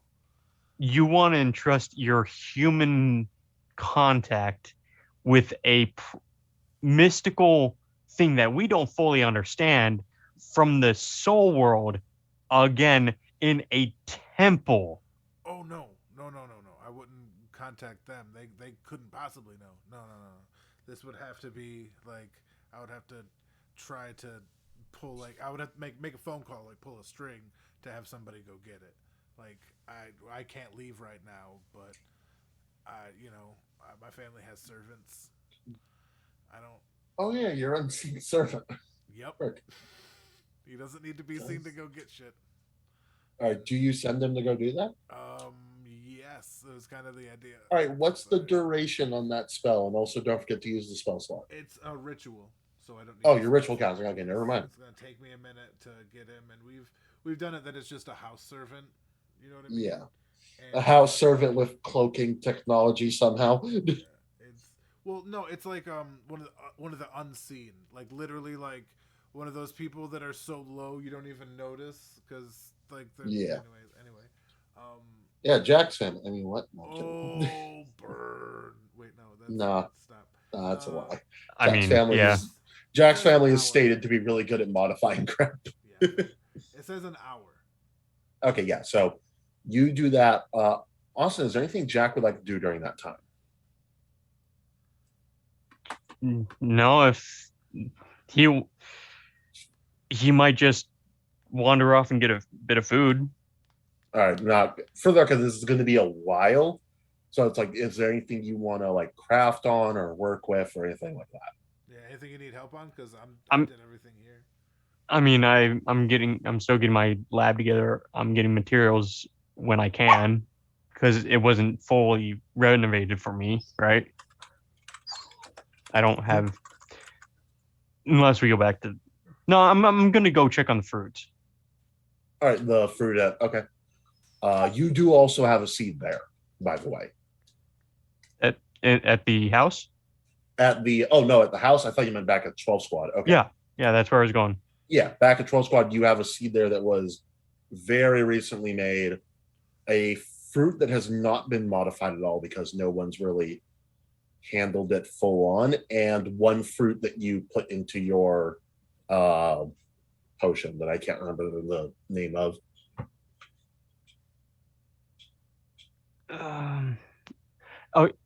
Oh yeah, that was like a potion. Oh no, I think it was one that gave you flight or something like that. Yeah, it was one of those potions. Yeah, and I said it now takes an action, but it lasts for an hour, if I remember correctly. Yeah. All right, so you head back there. They still have one containment. The seed is not in his heavy containment. It's currently under a microscope, but you don't know of anyone who would be looking at that other than you, Broke Balls, and that's about it. Maybe the captain, but the captain doesn't tend to use the equipment that's for everyone else. He's got his own shit. Yep. Which one would you like to mess with, the fruit or the seed? The seed can grow later. The fruit. All right. You go to look at the fruit. Is there anything in particular you would like to see how, like, what it applies to, like armor, weapon, other stuff like that? Looking Let's for go maybe ways to defend. change it. Let's Okay. go defensive today. Let's go armor. All right. Soulstar doesn't really tend to have armor per se, though they do have a few exceptions, being those who have armor-based shikai, such as Captain Yamamoto, or very specific members who are requesting a large sum for armor. Do me a favor and give me a persuasion roll. See if you can get in contact with anyone with armor Ooh, who's that's willing to let you mess with it. all right. Because normally those people are very picky with how the stuff looks. Okay. 14. Yeah. All right. Yeah, working with those people, I'd imagine Jack doesn't enjoy it, but the money they give for doing that helps fund projects, so he just kind of does it. Yeah. You get into contact with a few people, and it's a lot of no, what the hell are we even talking about? And one person goes, and he like pauses for a bit and goes, I get half off on that armor to what I'm paying your squad for it. Capiche? And like that's his requirement for letting you use it. Yeah, I'm just wondering how much I'm gonna have to put forward to cover this. I'm gonna say this guy probably a couple hundred gold. I'm gonna have This to work is that a off. very ornate armor. Yeah, I'm gonna have to work that off. God darn it. Yeah, if this bears fruit, I will get a lot of money for this probably. Mm-hmm. Yeah. Out of curiosity, what infusions does Jack know? Just making sure. Infusions would be in traits class. He knows the. So I know he knows returning weapon. That's about it. He how do I? Let's just go there.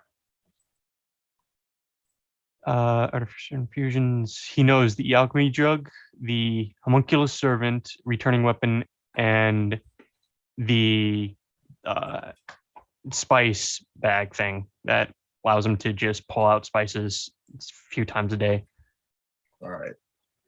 You have a bottomless spice bag, which is interesting. Have you made any of them besides the returning weapon? Yeah, I have the spice bag on me. Okay. I was making sure you don't have enhanced defense or any of the other armor-based ones before I do effects here. No, because don't want to give you, hey, this is the thing you already can do. You begin to try and experiment with it, usually by taking off a bit, putting it back in the chamber, letting it regrow. And what tool proficiencies do you have?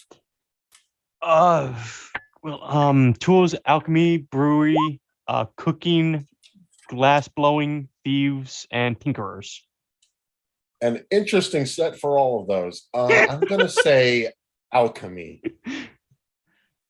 I was expecting smithing tools at some point, and I was like, oh, okay, no, this is just all the stuff no one picks. I love it.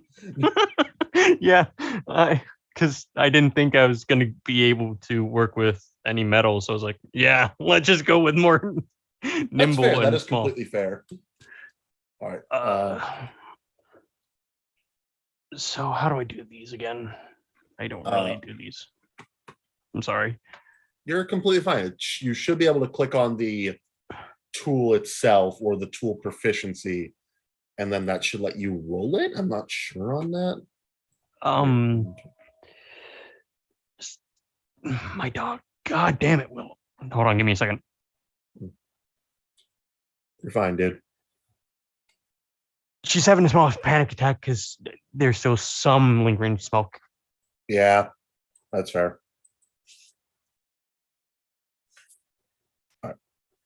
Ooh, hold on. What the hell? I can roll for you. Oh, nice. I just rolled you a nat 20 on this. Okay. Just for my further for myself. Okay, that doesn't work. I'm just gonna keep trying this. You continue. Here's how I did it. I clicked on alchemist supplies, and then the thing that we use to link what we roll in Roll20 to or D Beyond to that has a thing that says use tool, and then for you it will always be your intelligence with proficiency until you hit level 6, at which point you will add double proficiency. But for the sake of simplicity, we're going to use that nat 20. Yeah, I will take that.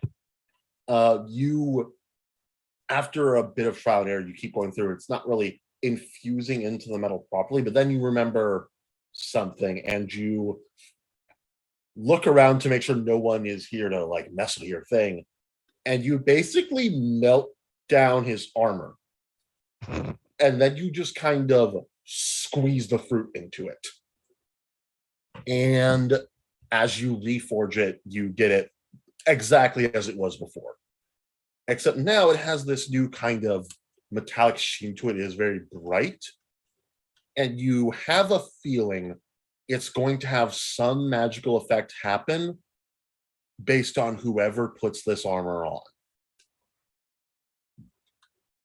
But it won't come into effect until then because of the flexibleness of the fruit.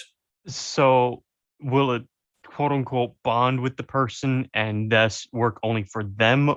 Do I get that sense? Or will it work for the person wearing it at the time and change thus? I'm going to say, because much like the fruit, anyone can eat it, anyone can do anything with it.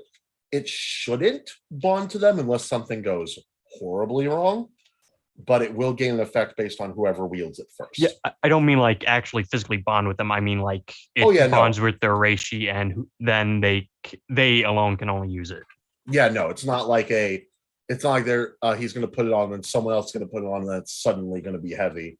It's not like Zanpakuto. It's just gonna adapt based on his reishi, as it's likely going to be the one that's absorbing the most if it's put back in storage. You have a feeling, though, if you accidentally leave it around you for a long period of time, it'll eventually get an effect based on you. Yeah, I'm gonna mark this down and then contact I'm just gonna go through the normal steps of the regular armor thing for this, and then make one stipulation as well when he gets it to tell me how it goes and if when he uses it, what happens. He gets there, he's like, all right, thanks, man, and puts the armor on practically right in front of you, as he has apparently requested this thing be able to on off at a second's notice so he can get in more regal attire. And as he does it, latches around him, wraps around him, and then clicks into place. And he goes, thank you, hands you the pay, and goes, I'll tell you if anything weird happens. But if anything weird happens, I'm probably going to want my money back. Oh, yeah. I figured. Up with you. Yeah. So keep the blueprints for now. Yeah. And he just kind of walks away while maintaining eye contact. Yeah. There's new steps. I'm just trying to make sure that if this goes well, it could be implemented, Mm-hmm. All right. He leaves. You're probably not going to know the effects of this for a bit, though. Yeah. Just because the fruit takes a while. Yeah. Although, you can tell even in its, for lack of a better term, juicy state, it is still reacting to stuff around it, as the sheen seems to kind of get a little less obvious once he puts it on. And he leaves with the strange sound of a lot of metal clanging, which is not normal in Soul Society. All right. All right. You, after a while, I'm going to say it's getting dark again, and I assume you all head back to your areas. Also, for the record, this did consume that fruit. Yeah, I figured. Each test is going to take a lot. Yep. Oh, actually, everyone, it's getting late night and you're about to head back to the mansion when you are all given a summons. by very familiar mechanical birds to, One if you second, I'll be can. right back. Okay. He really needs to remember to put us on break when we do this. Also, Red, did you do your wisdom save for meditating?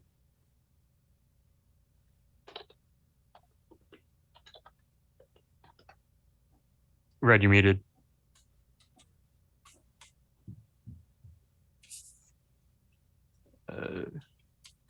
We I'm had having a really hard fucking time unmuting my phone for some reason. I did not. I'm about to do that now. Okay.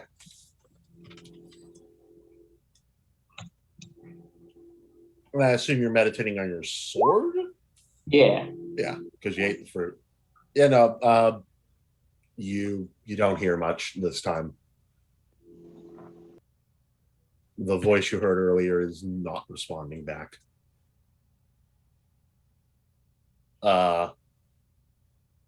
Yeah. The only person who does not receive a bird is Jack, because he's already there. And the 12th captain just kind of flashes a replica of a Ginto real quick to signify, hey, if you stay here, I'm going to be working on the Quincy stuff.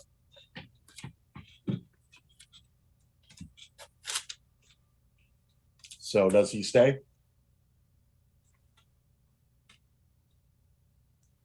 me. Yeah. Yeah. I figured. I just wanted to, check lest I metagame. Yeah, I was distracted by trying to figure out how to roll the tools, and it just looks like I clicked on the tools. The little thing came up that describes them. It's on the actual tool in your equipment section, by the way. that proficiency in languages, that's where I clicked, and it comes up with the armored weapons tools languages like it does. I click on alchemy and it doesn't do that. No, in your equipment, in your inventory. Oh. Yeah, you go there. So I click on alchemy supplies, and there's the use tool button, which has the little yeah, I see it. Roll and beyond or whatever, beyond 20 sitting there. And then it says, hey, okay, how do you have proficiency? Do you use intelligence, whatever? For you, since an artificer, you will always use your intelligence. Yeah, I'm thinking that any of my tools that I have will be using my intelligence. Yep. Even thieves, right? Yep. I'm just going to add a custom tools then for further.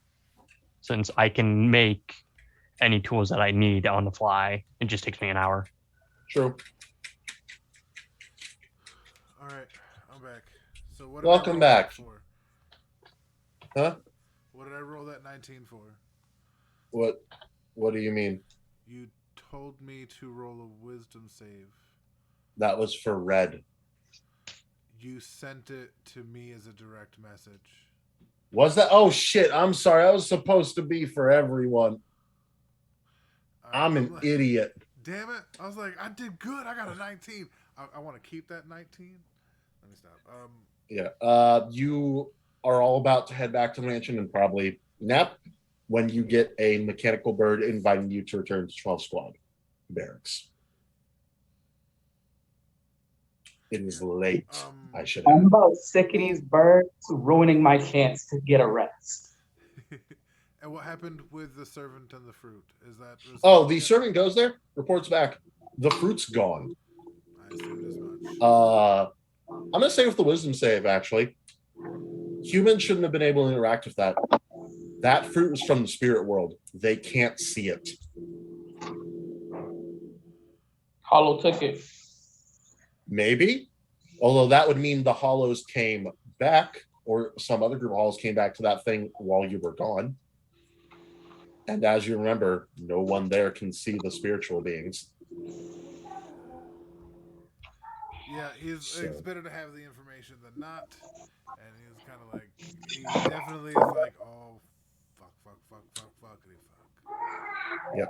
And it's probably while he's freaking out about this that the bird comes in, lands by, opens its mouth, like Walgreens-esque receipt of a message.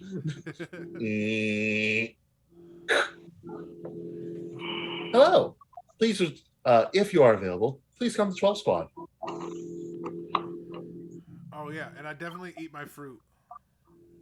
The one you have in there? Yeah, the one that like I just planted Okay. the new thing. I definitely You eat it. my- It's delicious.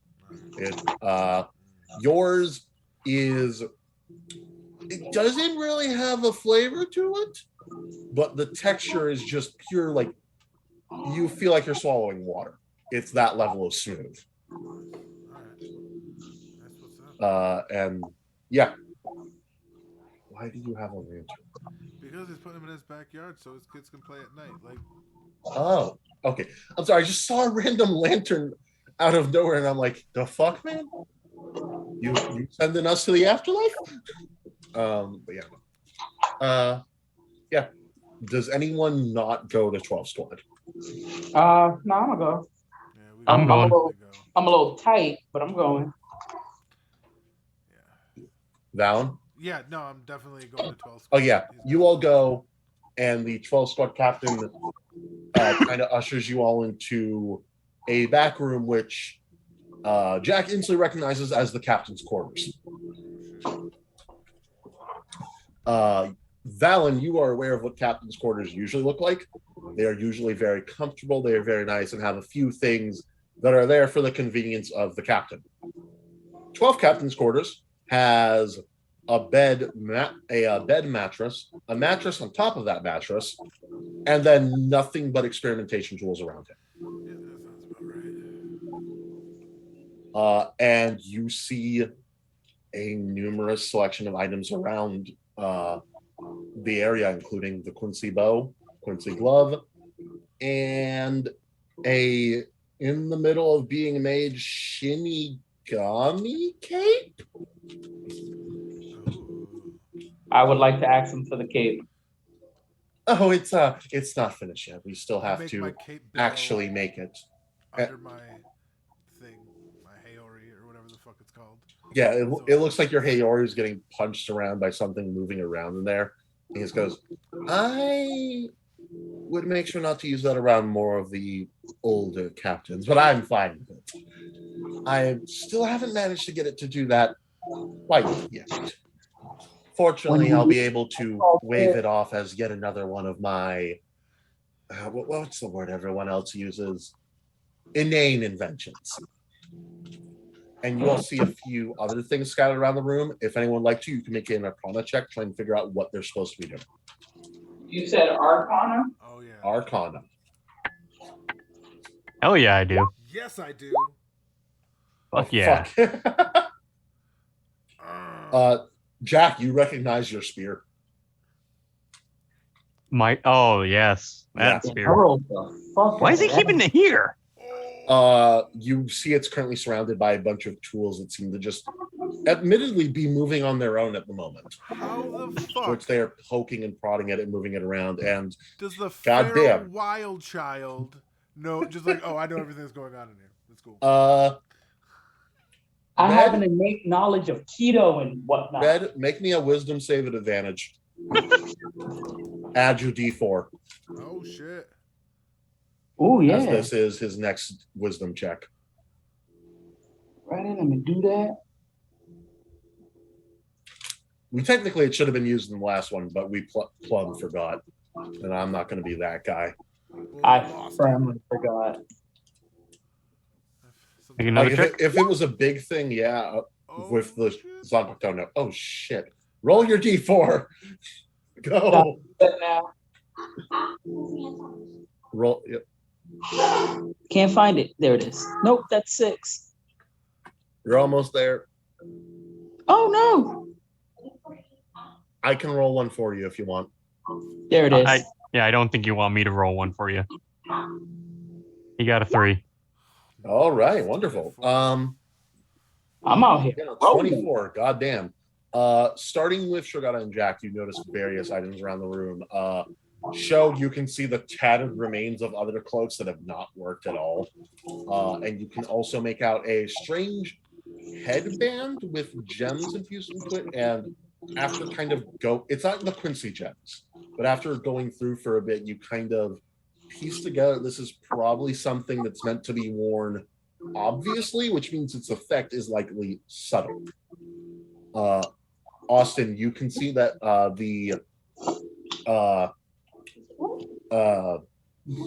how to put this, the thing is moving around almost as if there's a mind controlling it, and it's prodding your spear, going to different areas, and basically trying to see how it can improve it. You watch as it grabs a bit of the energy coming off and loops it back around somewhere else, and as soon as it starts to short circuit, cuts the whole thing off and begins thinking, like pausing for a second, altering it again and again and again, over and over and over. Could this be similar to my homunculus servant that I am able to make? I would say yes, this could be similar. You do notice that in the middle of the contraption, due to how high that roll is, one of the Quincy gems is there, but it seems duller. Like it's feeding off of it? Feeding off it, maybe. You have a feeling it also could mean that it's empty, because you don't see the symbol, but it's definitely one of the gems. Okay. Yeah.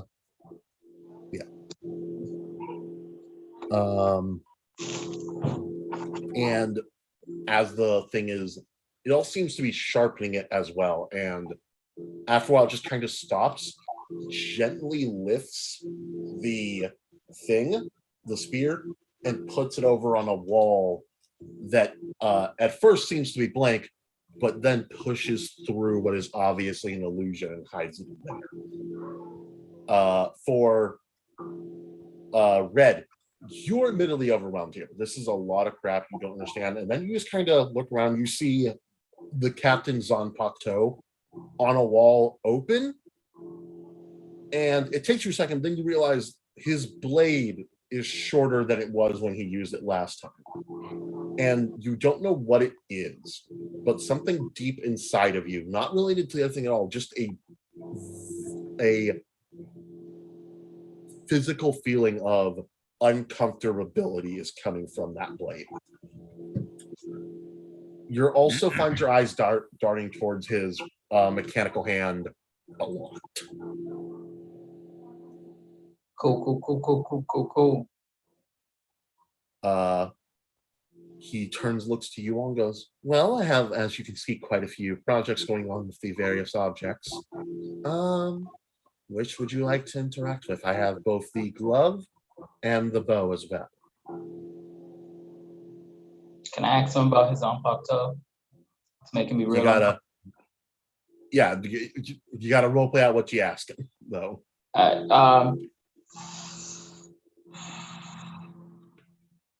I'm getting a very uncomfortable feeling from your Zanpakuto, and I'm unsure why. Okay. And he just seems kind of confused for a second. And why would I know? Because you know everything.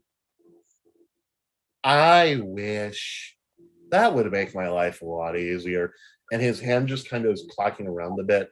And he goes, oh, right. You all don't, right. And he kind of walks over, and once he picks up Zanpakuto off the wall, walks over to the still moving mechanical bit that is looking around for something to mess with, and just kind of pokes it with it. And the rest of you don't see anything. Red, you see something like, so for lack of a better term, blob-esque, move from inside of the machine back into his Zanpakuto, which then grows fully back to its original length. Oh, that's creepy. She says out loud. The growing Zanpakuto? The blob that went inside of it. The second you say that, you hear his other arm just like start crackling and moving around as he flash steps in front of you. You could see it. Yeah. Fascinating. Come, sit with me. And he just grabs you by the arm and surprisingly has the strength to pull you, despite being a scrawny ass guy. Yeah. I'm a giant woman. Yep. I don't fight it. I follow him. He has clearly left Valen and Jack to do as they wish, while he is barraging you of questions. Valen, Jack, are there any of the objects you would like to mess with? He seemed to have given you an open invite to experiment. The glove. The glove, all right. Damn it. You go over there and you actually see the captain has physical notes laid out next to it that describe its function. For the Quincy's, this glove would forcefully hold their Reiatsu and Reishi within themselves, allowing them to train much faster than they usually would. The only problem is it made it so they could never take the glove off once they reached a certain point, because doing so would, while giving them a gigantic power boost, basically make them normal humans again. There is no known way to cure this, but there are also multiple documented ways or documented times where Quincy, who did do this, came back later fighting without it. And it's a bit confusing as to how that happened. Notes cannot find previous captains' experiments on Quincy's. While I am happy about this, it's stressful to not know. And there are few projects that are labeled with basically, can I do this? And a gigantic question mark. And like stealth glove question mark, spiritual pressure suppression,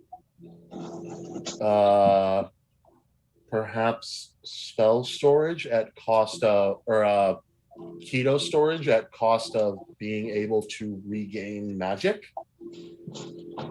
and various things like that, just countless various projects. And as you look at the notes on most of them, they're a bit above what you're aware your level is at. But you do see a few, namely the one that's about spiritual pressure suppression, which should make it harder to detect someone. Possibly having it be able to store magic in a raw, or not magic, Reiatsu in a raw form and then release it, a mimicry of the Ceroblast. And the last one is simply making it into an expanding armor that starts as a glove. Ooh. Now, with that note and my own personal experience with armor, could I combine those two? Which two? There were three. The glove going into the making armor and the fruit experiment with armor. Oh, the fruit and interesting. If the glove itself was bounded with the fruit, then the glove morphs into armor. Would that whole armor piece, or the body, or whatever it covers, thus be also bound with that fruit, or would it just be that glove piece, and the rest would just be normal? You know. All right. I would say you could, but doing so would require. Do you have the tools to like weave and stuff, like how to make clothing? No, you do not. No. Well, you don't have proficiency in it. You can make one though. Yeah. You have a feeling you could make the tools. However, you also have a feeling, for lack of a better way of putting this, you would have to figure out how to take this thing apart and put it back together, and you don't know if you can do that. And Yeah. if you mess it up, you're gonna either have to deal with the fact that this is gone or go steal from the 6th squad captain. Yeah, and if he can't figure out how to make replicas of this, not perfect, but test subject ones that he could just replicate, throw away if it destroys or like that, then there's no way I could. He doesn't Feasibly. seem to have tried replicating it yet. You do not see anything in his notes mentioning that. You Could I if you like. take a look at it to see if I could potentially do this or make replicas? Give me an intelligence check, whatever skill you want, just one of them. Any intelligence? Yep. Okay. Investigation. Sure. That works. As I thought about it, I was like, it could be investigation or arcana, now that I think about it. Shit. Yeah, no, you're not sure you could do it. The captain maybe, but he has not yet made any attempts as far as you can tell. All right, I'm gonna put my name on like a little sub piece of paper that I'm always carrying around. Right, duplication item for test purposes. All right. For fail safes. And Valen, you said you were going towards the. Are you also going towards the glove? No, or are you going to go once towards he gets the glove, bow? he's like, all right, and he goes to the bow. Like, he lets him do that. All right. It's better to You go to the bow. You similarly find a lot of scrawled notes. These ones are not as neat. They are spread everywhere. Bow is used to focus most reishi into. The notes yet. Oh, you don't? Okay. No. What are you doing with the bow? Is there like something that looks like a target nearby? You want to fire it. There's people. There's people. No, it's not going to be a person. It's not going to attack. You could aim at some of the objects along the walls. Is there anything that looks like a shield? Roll me a d20, just a d20. All right, I'll do it right here. 3. There's the shattered remains of one.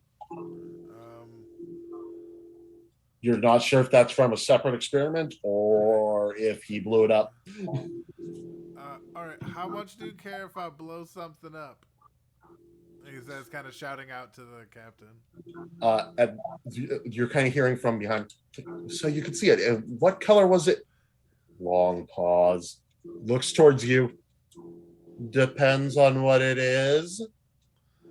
I just need something to hit. And you watch as his Zanpakuto, he mutters the same thing he said last time, spread. And this floating jelly-like thing is made from the blade, floats over, grabs the gem that was in the thing it was supposedly inhabiting earlier, and moves it over to him, or over to you. Feel free to shoot that. I already took what was in there out. All right. And he looks towards back at Vert and goes, now tell me, did it look like that? And I'm gonna say this right now, not as big, not as voluminous. It was definitely the same shape, texture, and color though. That's what I say to him. All right. And he's getting more and more interested in you as you talk about that. Like, fascinating. Would you like to know where it came from? And then we're gonna cut back over to Valen for a bit. I forget where I didn't write down the note. Fuck. Then he says the incantation for the magic missile spell, but he focuses it through the bow. Give me an intelligence saving throw at advantage.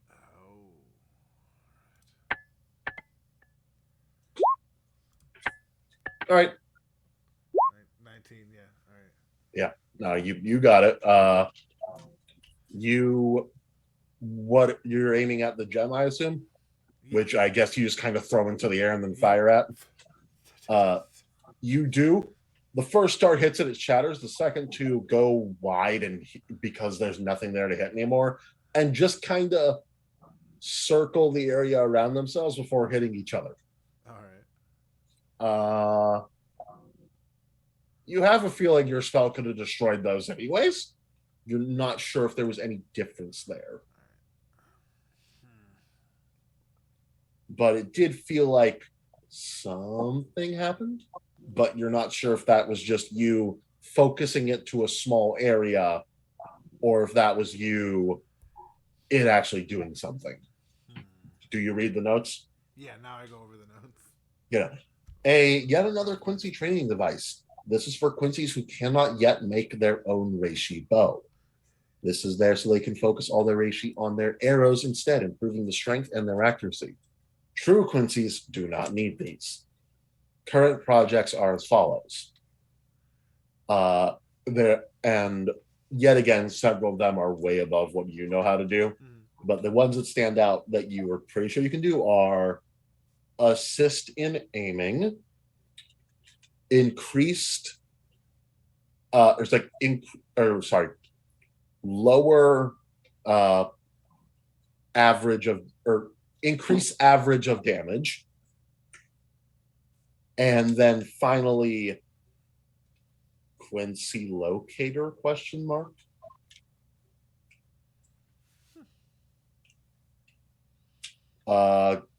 If you want, give me an intelligence check of Arcana or whatever you want on that last one. I was hoping.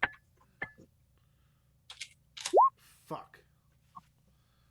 Yeah, no, you have a feeling, judging from his notes on that one, that he has tried it the most, and he seems to be missing something. You don't know what. All right. It's like, and you can see him kind of like, I really thought that would do something. And it's like, and he writes down notes. He's mentions the spell he used, Mhm. and felt different. Could be focus. Yeah, now that you've read the notes, you have a feeling that that equally could have been the thing doing something, but it could have been it doing what it's supposed to do and just letting you focus on the actual attack itself. Yeah. Crap.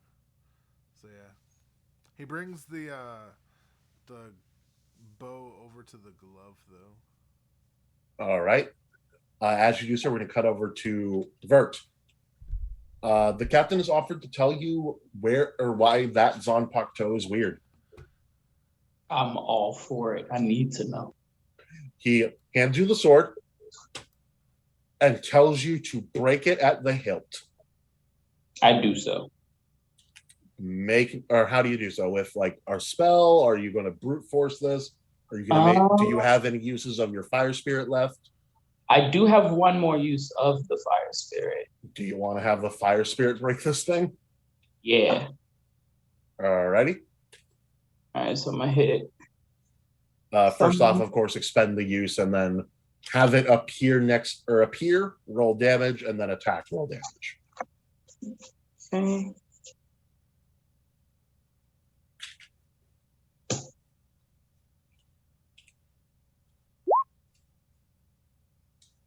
Bro, I am fucking rolling God today. damn, dude, right? His dice are on fire. Wait, what the fuck? 1d20 plus 5. That doesn't sound right.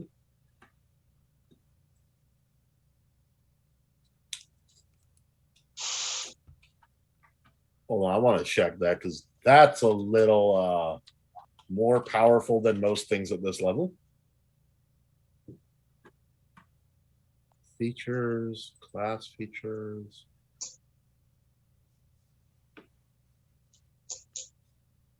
Okay. Oh, that's the save, not the okay, my bad. No, that shouldn't be a save.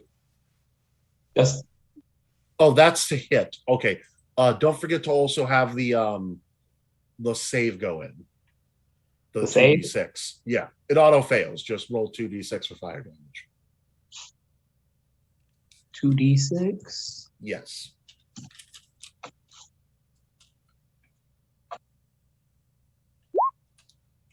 Yep. All right. Again, no, you slowly and steadily through the use of fire is always hot, manage to melt this thing and break it at the hilt. Make me an intelligence save real quick before the other two Shinigami scream at you. Oh my god. Yeah, no, you don't see anything wrong that's going on. The other two, a Shinigami Zanpakuto breaking at the hilt will kill them. Yeah. And he just broke the captain's. Oh, god damn it. Holy shit. So yeah, he's like there. He just flash steps there. Just Yeah. And the captain looks fine. He's not even reacting. He's just sitting there. he's And the After you're done, Red, you notice the spirit you've summoned is kind of just staring at the sword, looking somewhat confused as the strange thing comes out. And again, Red, only you can see it. It's this small glob, barely half the size of your little salamander dragon thing. I'm gonna ask the captain if I can touch it. Feel free to. What you are looking at, or what you just destroyed, is not my Zanpakuto. And he lifts up his mechanical arm. I'm doing that right. This arm. This is. The thing starts clicking around. I had an incident a while ago during an experiment, and I wanted to see how far I could modify it. Turns out, pretty far. So, what you're looking at down there is a false Zanpakuto with a false Zanpakuto spirit. You all don't need to roll on this. That should be damn near impossible. Yeah. You don't know where Asauchi come from or how they're made, but as far as you know, you can't make them. They just happen.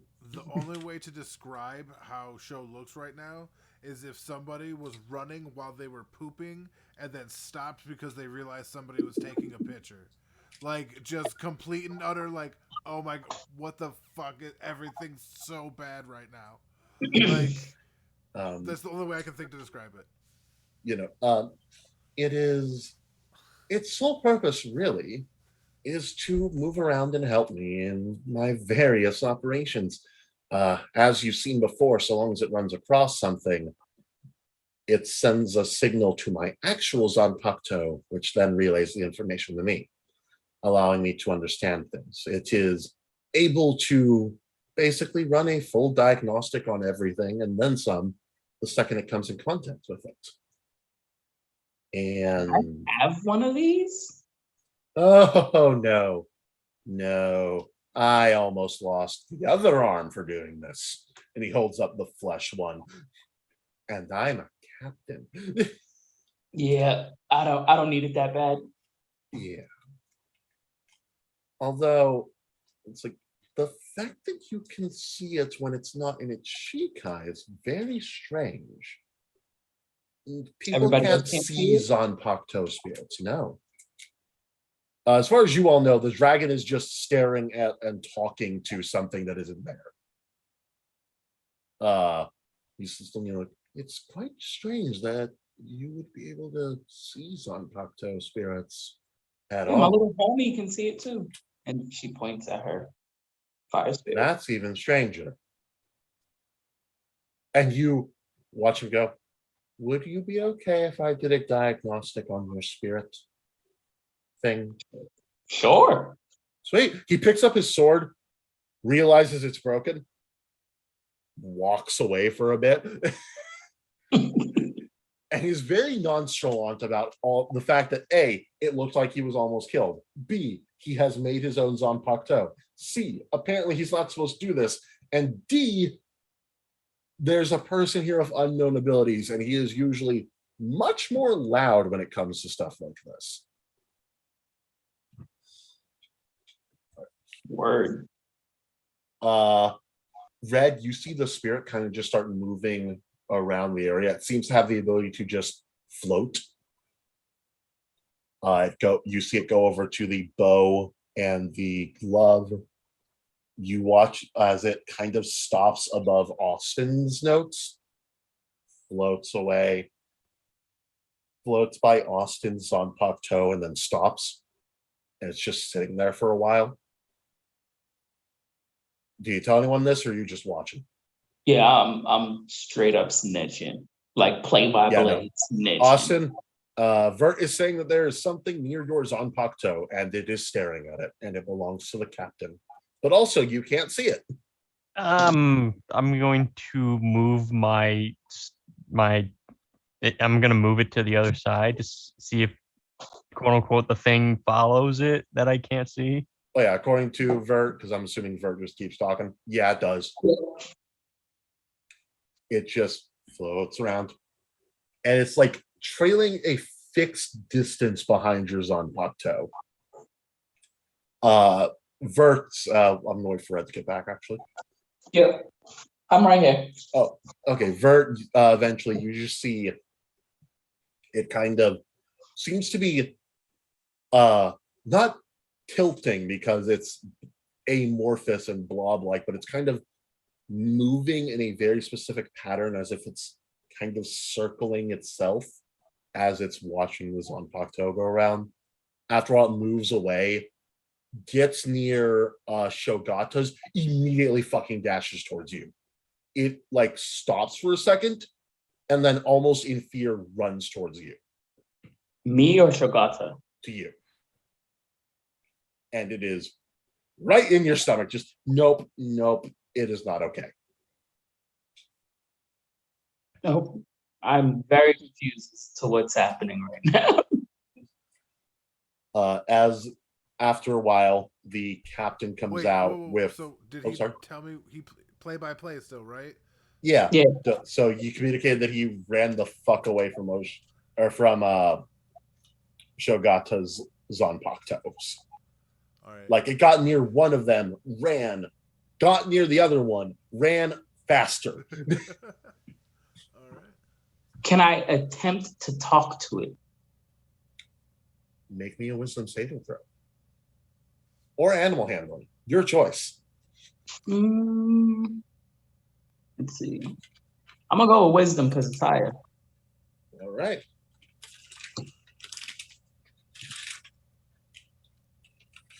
You go with it doesn't seem to be talking to you, but you can clearly tell it's fucking afraid. Whatever the hell was in the other thing spooked it. It also doesn't seem like it talks. I'm going to pat its head, try to calm it down.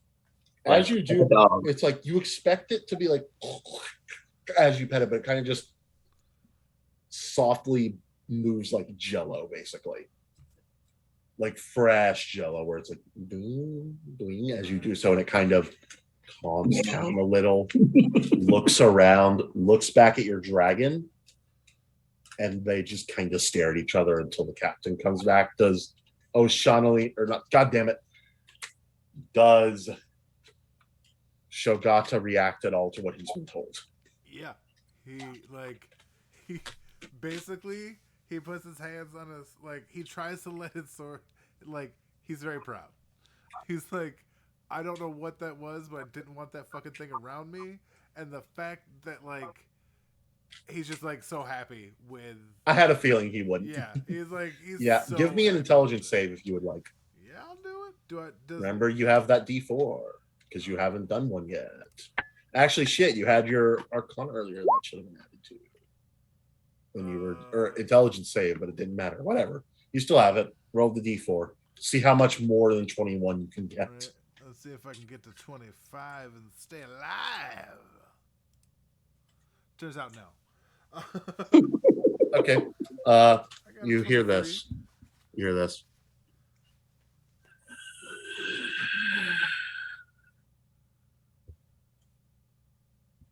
Did you hear that? Yep. Yeah. Making sure. That's all you hear? There's nothing. It's just that. Oh, man. I should have got that 25.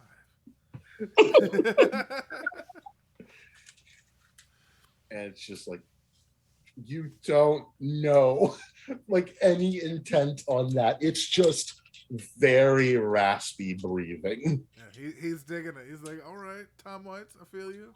Okay. Okay. It's never mind. That an old person? No. Oh, I was teasing. But yeah, no. After a while, assuming no one interacts with anything, Captain comes back, and he has his full Zanpakuto back, and Red, you watch as the spirit just yeets itself in and just kind of has to shove itself in unnaturally, like it squeezing and pushing and slowly forcing itself to meld into it. That seemed harder than the first time it went in. Mm-hmm. Yep.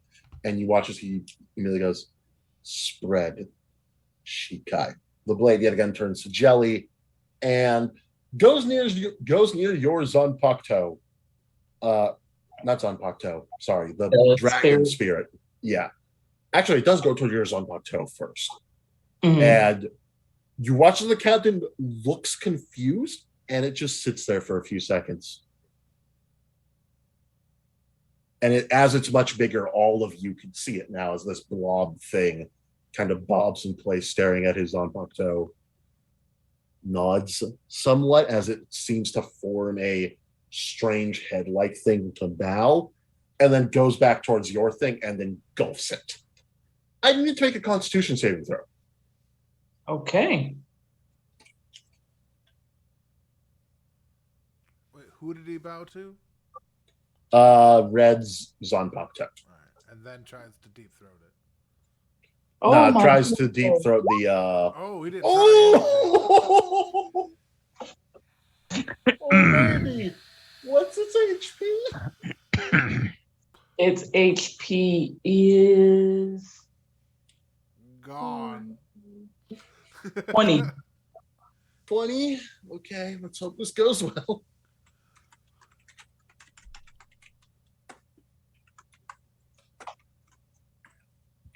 Okay, it takes 7 acid damage. Oh, Thankfully, too it bad. also rolled low, as it is engulfed by this thing, and it seems to not enjoy the process. But the thing moves away, goes back, turns yet again back into the blade form, and as he puts it away, he just kind of goes, rubs his fingers. Ah. Oh. Is that a Can bad O or a yeah, good O? you notice his happy tone is gone. Can you all also see the dragon? That's a good question. I don't even know if they could see the dragon. They can. She'll just kind of like nod slowly, like, yeah. Captain looks towards Jack with what Jack is for the first time seeing, a worried expression. From the captain? Mm-hmm. Fucking A. Fucking hey. Yeah, and this is the most happy-go-lucky person in 12 Squad. That man had his arm blown off and went, yo, I'm gonna make an experiment out of this. But he looks worried. How is he reacting for Jack? Like he was going through the notes, looking at the object, thinking of things. He's seen this. He's still, he's quiet. He's keeping the eye on the captain and ready to bolt if need be. You are capable of seeing this, yes, Jack? Define seen and what is seen. Points towards the giant flame, or not giant, but flaming dragon salamander spirit. What do you see when you're looking there? A flaming creature. He flash steps. He's gone. And what's everyone's passive perception? Oh, shit. 13. Yeah. 12. 13. All right. But You my hear blades a- are out because You hear a my stuff. I don't think that's don't break shit, man. Don't destroy things for comedy. You just made me wake up my kids.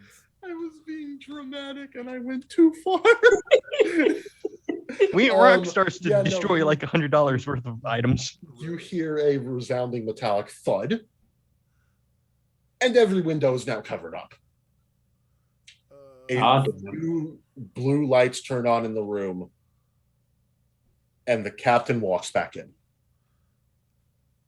Do not, under any circumstance, summon that around this list. And he hands you a list, including the first squad captain, Captain Commander, Batosai, along with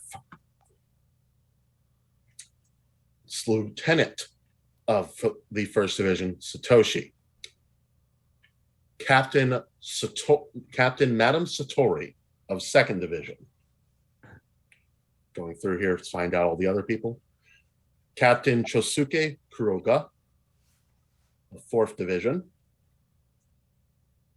Not even my own captain. Captain Goru Shirioku of 5th Division. Shiru, Captain Yamamoto,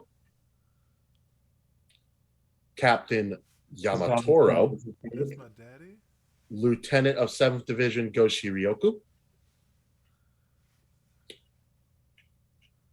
Akira Kuchiki, Lieutenant of 8th Division. He could have just made a shorter list of the people we could show it in. Fuck. Captain Chika of 10th Division, Lieutenant I. Airi of 10th Division, and to especially not show it to his lieutenant or anyone in 12 Squad. So basically, you and Kenpachi.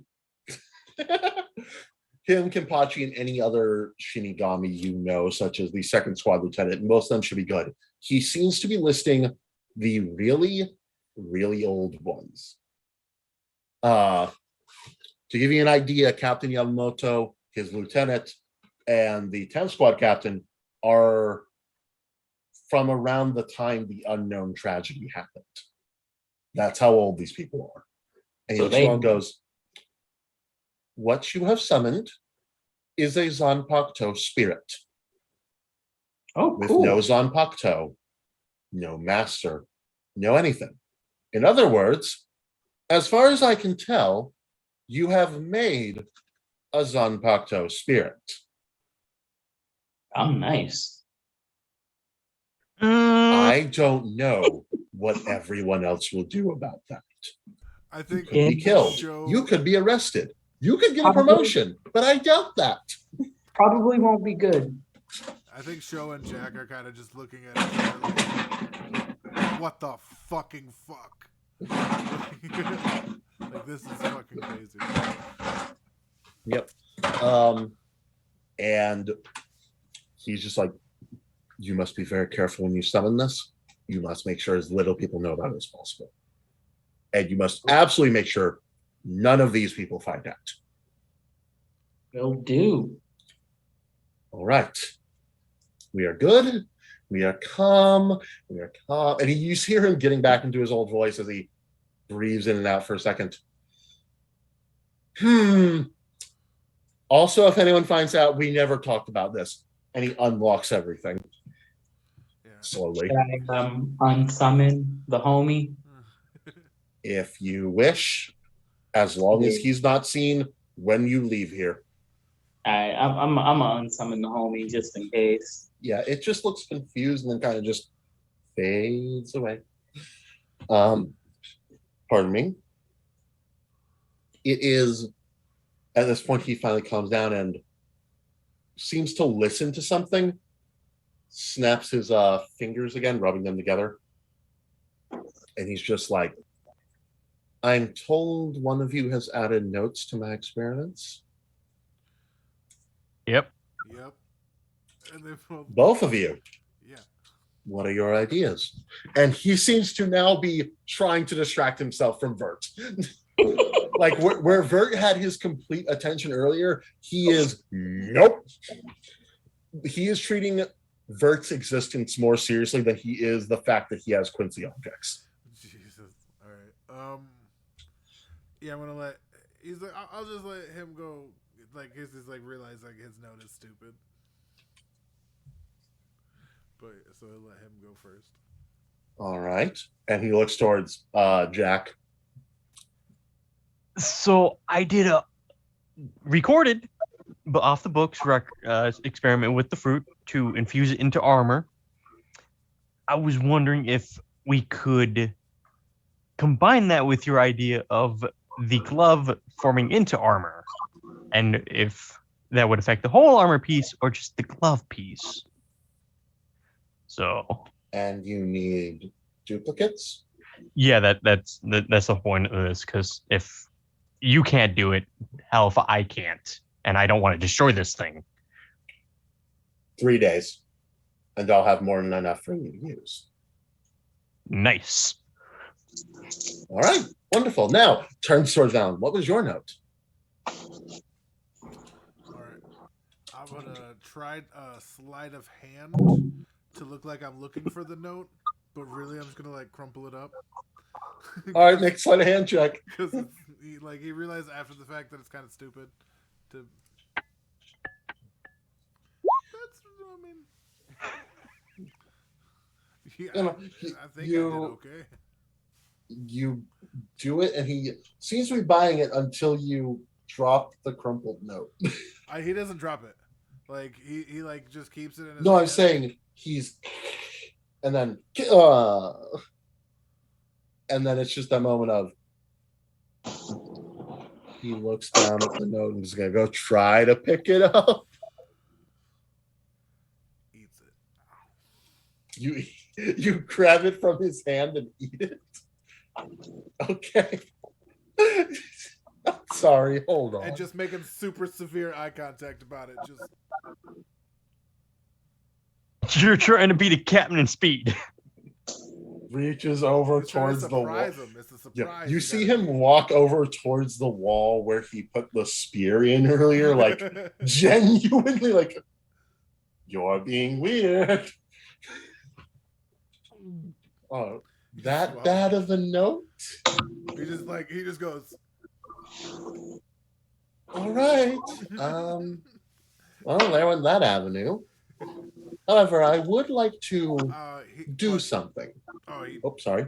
Go ahead. What I did do, which didn't add anything, I tried using. It's a pretty base level spell, but the spell my father created to honor the Quincy's. Huh? Not everybody. You weren't aware. That. Like he doesn't like. It's just how he grew up. These are the lessons No. he has. He doesn't know that like Your he pauses for a second as he tries to get himself. Most of the time when someone has a personal spell they made, no one else knows about it. Like, I don't think the Ginshi Ryuko know he did that. And I don't think Central 46 knows he did that. If they do, he is being even more ballsy right now than I thought he was. And that's saying something. All right. He is now getting exceedingly weirded out by this group. All right. Even by 12 squad standards, he is in a room full of madmen. Hey, I haven't gone that far yet. Right? He's like, there's one. No, you're the exception. But he's because you're normal 12 squad. Like, he's the crazy 12 squatter, and we're just fucking nuts ass people. Apparently, you're here T-posing and asserting dominance. I did that once to the captain. Did that once. I'll take it. But yeah, he's like, all right, and he's like, so you know that now. How does it work? And he's just like, interested. Now, is the captain getting very uncomfortably close to him? Oh yeah, no, he is. Mind giving me some details? All right, he's like, he kind of gives him like a personal space, please. But he's like, yeah, and he picks up the bow, and I'll just use another spell slot to do the thing. And imagine these people having spell slots.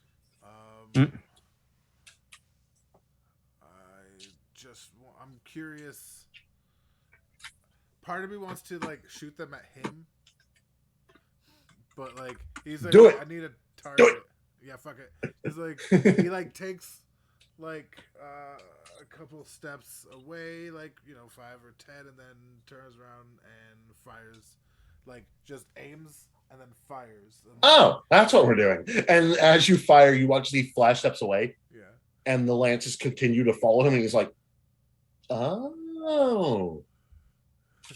No. And just puts his Zanpakuto hand out and just kind of crushes them in his grip. He's like, I'm going to shoot you again. Run behind me. Hold on. All right. And then give me just a second while I check something real quick. I got to do some rolls. Gotta keep rolling, rock. Hope he's not gonna murder me. Oh no, you're an interesting object to him right now. Yeah, He won't. right? Yeah, no. Like, You have weirds on Pakto's. Let's be honest. He knows about that. that's true. You apparently have weird spells, and you're also a madman. You're a new test subject. He's not so much a bad man, just a person with alternate convictions. In other words, a madman. Yeah, he's definitely kind of crazy in his own way. All right. I'm gonna do these rolls. And you watch, he goes, to honor the fallen, our history lives on. And you see 3 of them go towards you as well. Oh, all right.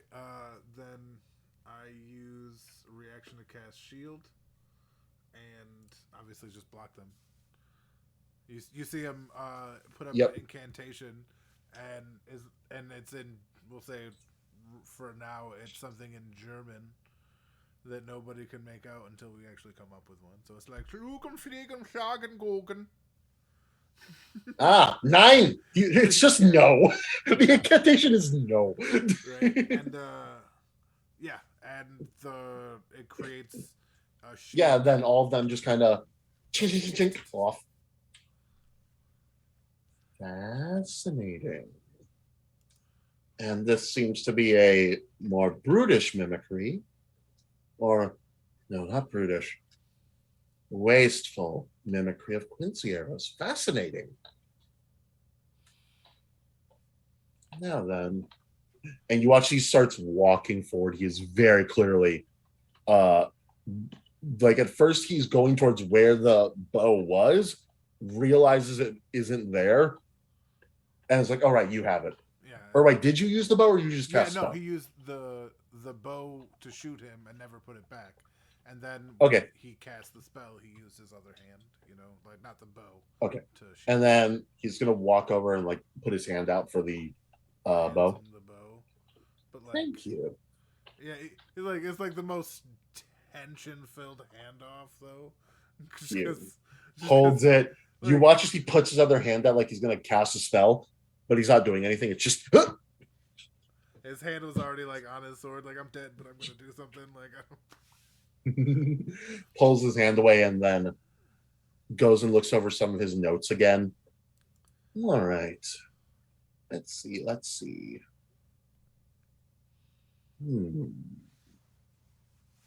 This could, and you watch as he's clearly thinking through something in his head. He calls you over to assist. Me? Yes, you. Uh, You seem to have he groans and then goes. a certain amount of connection with Quincy things.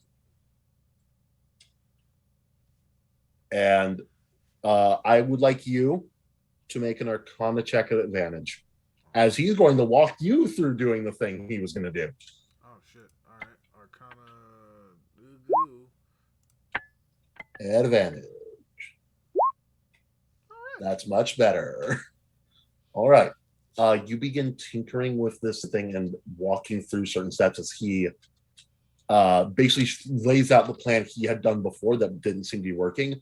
And occasionally you just kind of stumble your way into doing the right thing. You're not sure why or how, but sometimes your brain just goes, oh yes, and then we do this, and it works. And he's like, okay, didn't know that was how that worked. Good to know. And you're kind of just going through step by step, and you watch as this bow, through your efforts, is basically rendered into a bunch of floating pieces of metal that vaguely form this kind of strange object around your wrist. And as you do, you see it's like a solid band of metal here, 4 spikes coming off of like the corners of your wrist, and then another ring around that. Okay. And Just like He- kind of like holding it out, like yeah, okay. He's going to tell you to cast the spell again, all right. assuming you have the spell slot. I have one more spell slot. All right. But He tells you to shoot it at him. Just straight up do it. I'm going going to use a second level spell slot because Oh shit. it's science. Okay. Do it. That's important. I want to mark it down just As- because. As many great characters who saved the entire galaxy are off to say, do it. That is 4 darts, right? Yep. So, how down?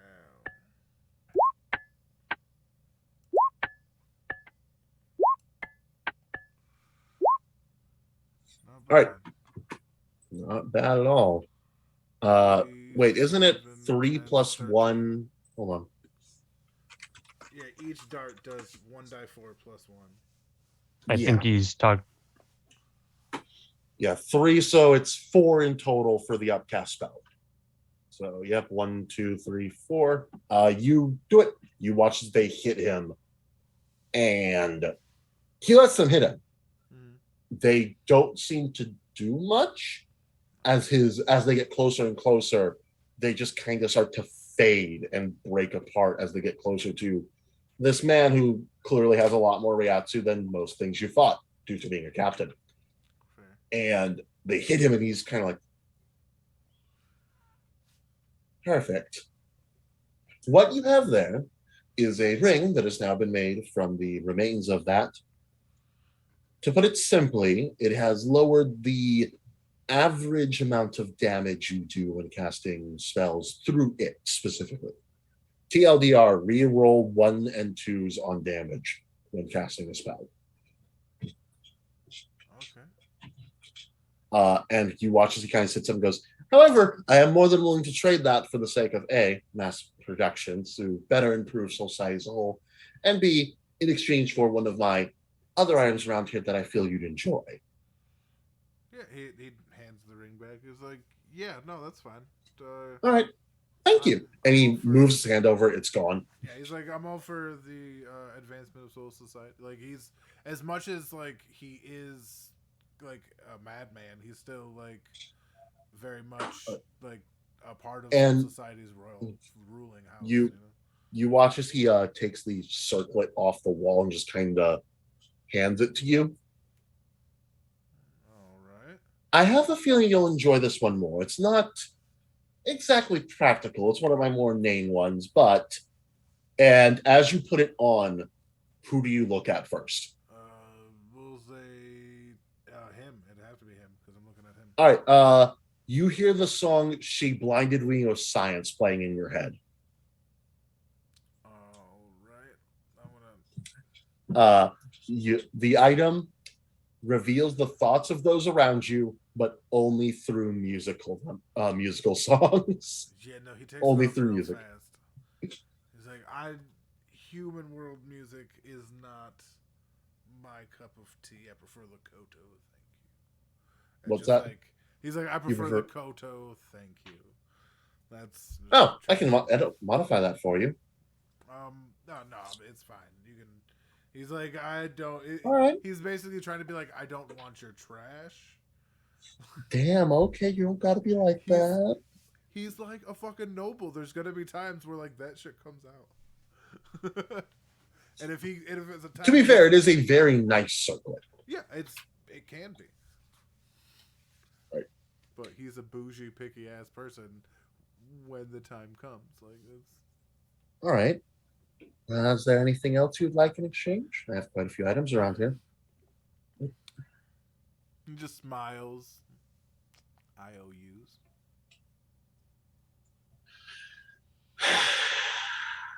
All right. I owe you a favor. Now then.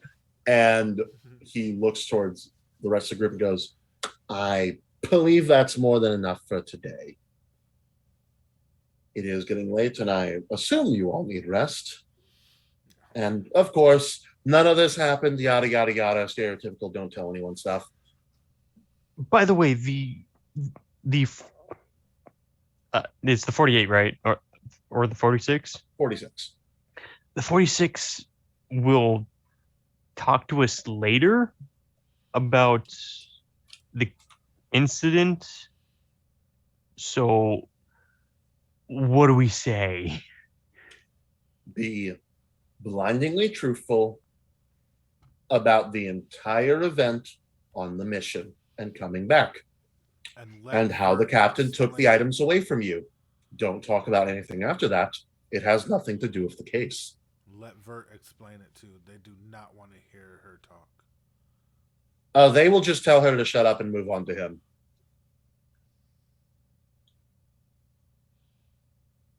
I don't know if you're talking, Red, but you are still muted. Yeah, he's muted. Yeah, my bad. I was muted. I was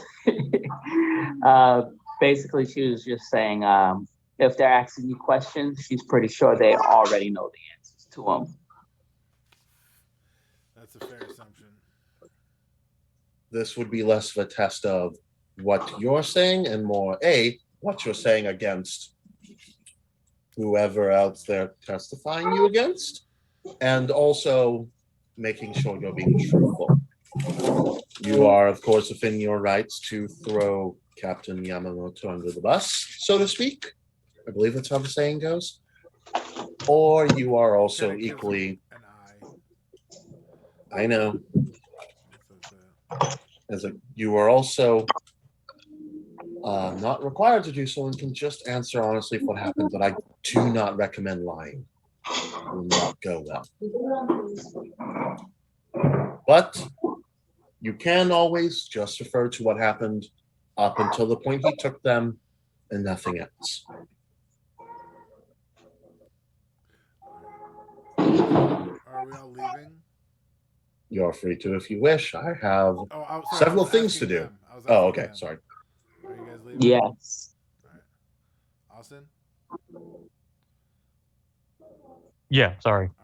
All right. Shogata writes down a note and kind of sets it on a table and smiles at the captain and then leaves with the rest of What's the note say? Your little blob dude's scared of my wooden sticks. You can feel... Actually, make an intelligence save and then an insight check. He couldn't help it. He's been so like adversarial with this dude who's been helping him so much. Oh, I'm sorry. Okay, intelligence saving throw or check? Check. Or saving throw, sorry. Oh. Alright, well, that wasn't the right one, so I'll do the saving throw now. Saving You throw. piece of shit. Good job. 10. Yeah, no, you don't feel shit. Yes. Oh, I must have just hit it. And what was the other one? Insight. Oh, alright. I'm actually proficient in that. Yeah, 17. You see a look from the captain, but you're not really around long enough to figure out what it is, but you have a feeling he's gonna be trying to find out more about you now. Not from like a girl, I'm gonna get him, but more, oh, you've just made yourself 1,000 times more interesting. I'm definitely gonna experiment on you. Do I see this happening? Oh, it was after everybody left. He left the note. And then, okay, because I would seriously warn you to knock the shit off, or you're gonna be kidnapped in the middle of the night one night. No one will know where you went. No one. His family's got a Jack or something. After this, I assume everyone returns to the mansion and rests, given that it's probably about, I'd say, 12 a.m., to be honest. Yeah, long rest. I need it. Yeah, I need my space. All right. First off, everyone long rest. And then we're going to start with the dreams of Red. Let me know when you're ready. All right, I'm ready. All right, you're within that stony area again.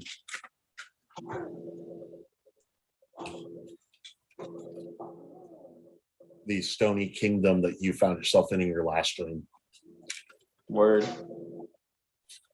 You're still... Oh, sorry. My long rest didn't work somehow. What do you mean? Are you going to be changing maps? I tried to long rest and it said it broke. And then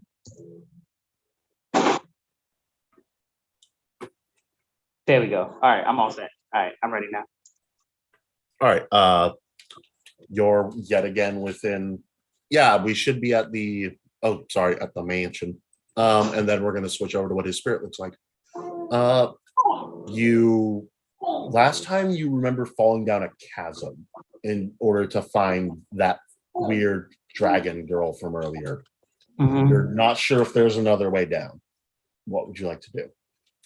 I'm jump down the chasm. All right, you do. It's just as horrifying as last time because you can't see the bottom. And there's always that primal fear of falling. And you hit the ground, you don't wake up yet again. And this time you see her kind of sharpening her nails against the stone. And after a while, she finally turns around, notices you, and goes, "Oh, look who! Yeah, can you actually? Totally? Come on, tell me you can. Are you kidding? Oh. I'm going to." And you last time could not hear a single thing she is saying, but this time she's clearly there, but cutting in and out and in and out as you listen. Mom's calling. Can I try speaking to her, let her know that I kind of hear her, but not really? Make me a wisdom check or save. Ready? And then tell me exactly how you say it. All right, so Jesus fucking Christ. I try screaming out like I can kind of hear you, but you're fading in and out. Like, is there something I can do to try to get this communication a little bit better? You can see her recognizing pieces like ear you at fade to, can't, and you even hear yourself as bits and pieces coming out. She's just, oh my, don't come, or I, and that is just gone. Okay. You spend the rest of the night kind of just in the usual dark void of sleep. Okay. And next over, we're going to go to Austin. Your character is yet again sleeping. And you are within the glass chamber again. Stuff has moved around, but hasn't moved much. Do I see the little boy again?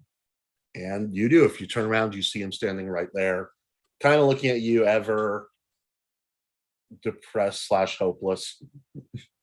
Can I, recalling the event in the when we were on the same wavelength, could I try to replicate that? Intelligence saving throw. If you try and answer his question from earlier, I'll give you advantage. And that was questioning where you guys were and what you were doing. What was Central 46? Yeah. I'm gonna say where we were was in Central 46, a location where Shigamis are called to answer questions, and if they prove mistrustworthy or otherwise, die. Yay. All right, make me the intelligence saving throw. That is definitely an advantage. 23. Damn, okay, yeah. You say all that, and he seems to be recognizing it. He is like fully in front, like, yeah.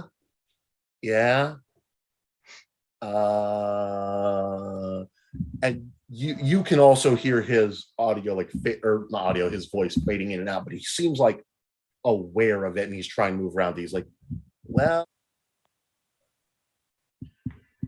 that's interesting. How well can you hear me? I think this is supposed to be hard. I'm not sure. That other was looking at me really weird, and You get it. Yeah, you're going in and out. This is to be expected. We're just starting this. Yeah, he was looking at you weirdly. I tried to move you away, though that was part of the captain. He's He curious. seems like a weird guy. Oh yeah, he's weird. We just go with it nowadays. All right.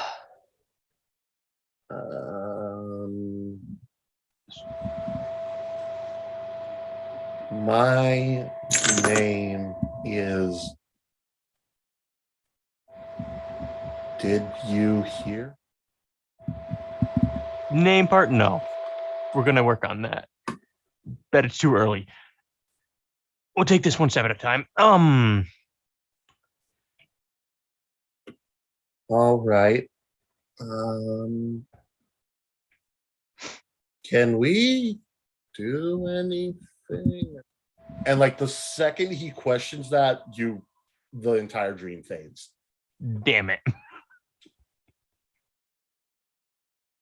And then last but certainly not least, we go into Yamamoto's dream.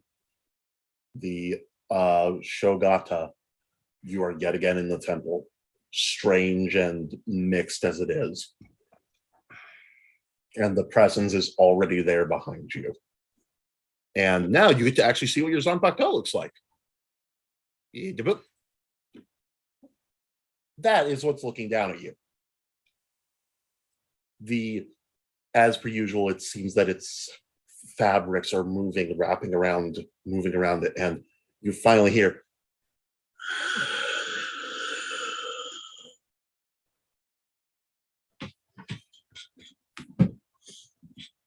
the wind rustles around it as it does. Your Zanpakuto are actually sitting there rather calmly this time. They are not doing anything weird. He's realizing what this is, and I believe he feels like he might have some measure of control, and essentially soft music starts to play, and he presents himself for a dance, as he's done with the swords, like as he's practiced, as he's done for like a couple of years and stuff. Like it's one of the ways he Make me a persuasion check. Oh fuck, really? Yes. All right, super dope. Here's hoping. It's just, at least it's just a straight roll. Yep, 7. You do so, and it just kind of cranes its neck, and you can feel the judgmental staring again. You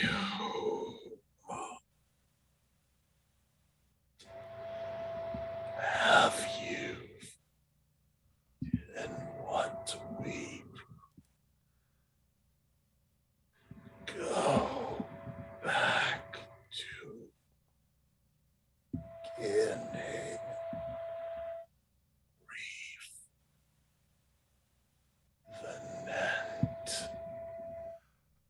It's with the accent, it's really hard for me to like make out what you're saying.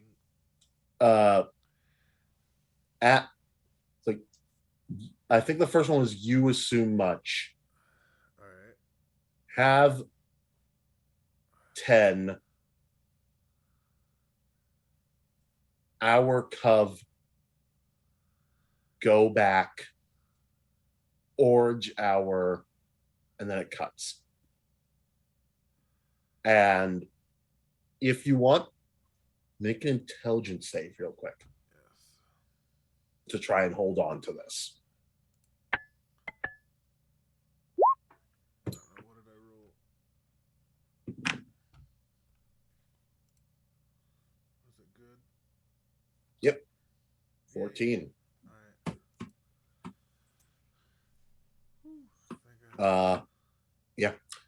You watch as this creature seems to be repeating itself over and over, and through context you're kind of thinking of what's saying. It's like basically amounting to, you assume much, you not worthy. Have you forgotten your promise? Go back, reforge our, and then that last bit always breaks. And it goes, I shan't give my name until it is done. All right. Traitor. And He's gonna try to get one. He's gonna try one more time to like end on a dance. make me a persuasion check. I got to. But it's like the only thing. Like it's how he's like his brain has learned to communicate with them and shit. So 17. All right.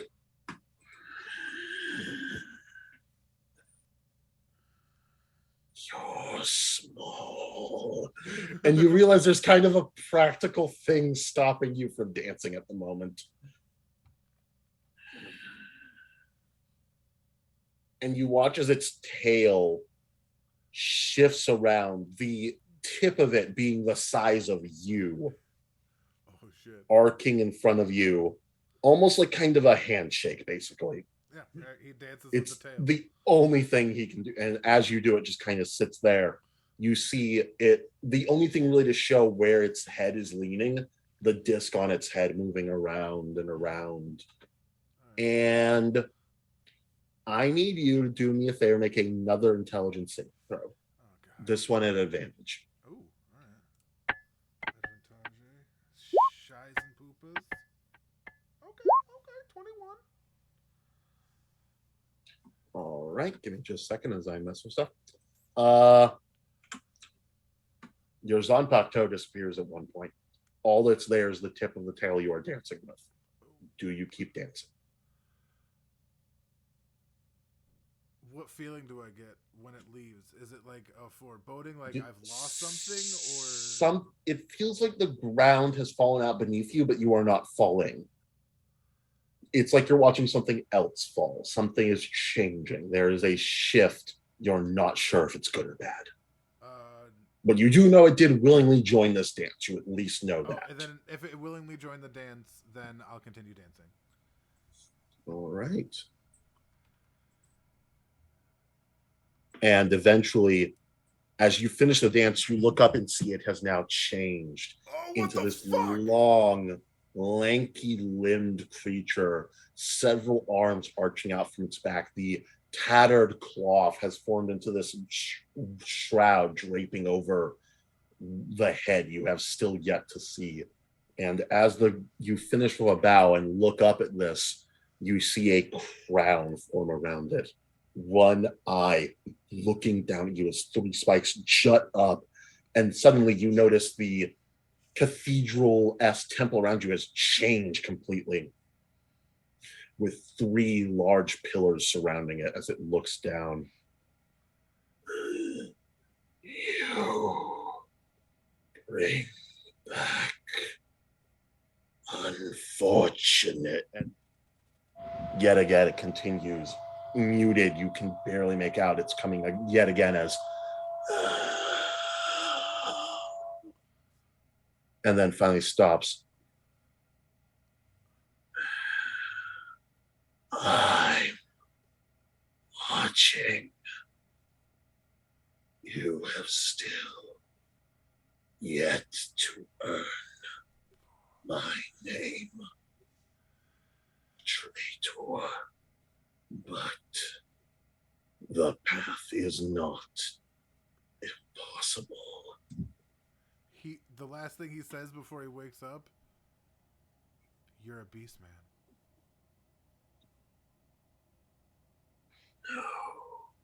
No.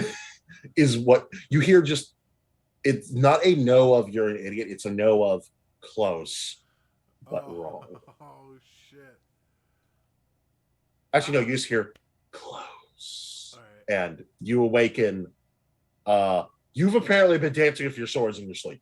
Like, they are both stacked on top of each other, and you're not holding them together. They are just doing that. They're just doing. Oh, fucking nice. Yeah. And that is where we're going to end today's session. That was fucking dope. Theo, you have a Dark Souls boss as your Zangpak Po. Right? Holy shit, dude. I'm pretty sure that dude kicked my ass in Elden Ring. I'm not positive. Like, but... I can't tell if that's from Demon Souls, Dark Souls, or Elden Ring. Right? Like, Jesus. Yes, it's all 3 in 1. Oh my God. From Software is your Zongpak Yes, Toe. for real. Every game they've made. All right. On that note, this has been Captain Valen reminding everybody to, life happens in every direction. Let's roll with the 1s and 20s on this one. Holy shit, it's been so long I nearly forgot. All right, peace out.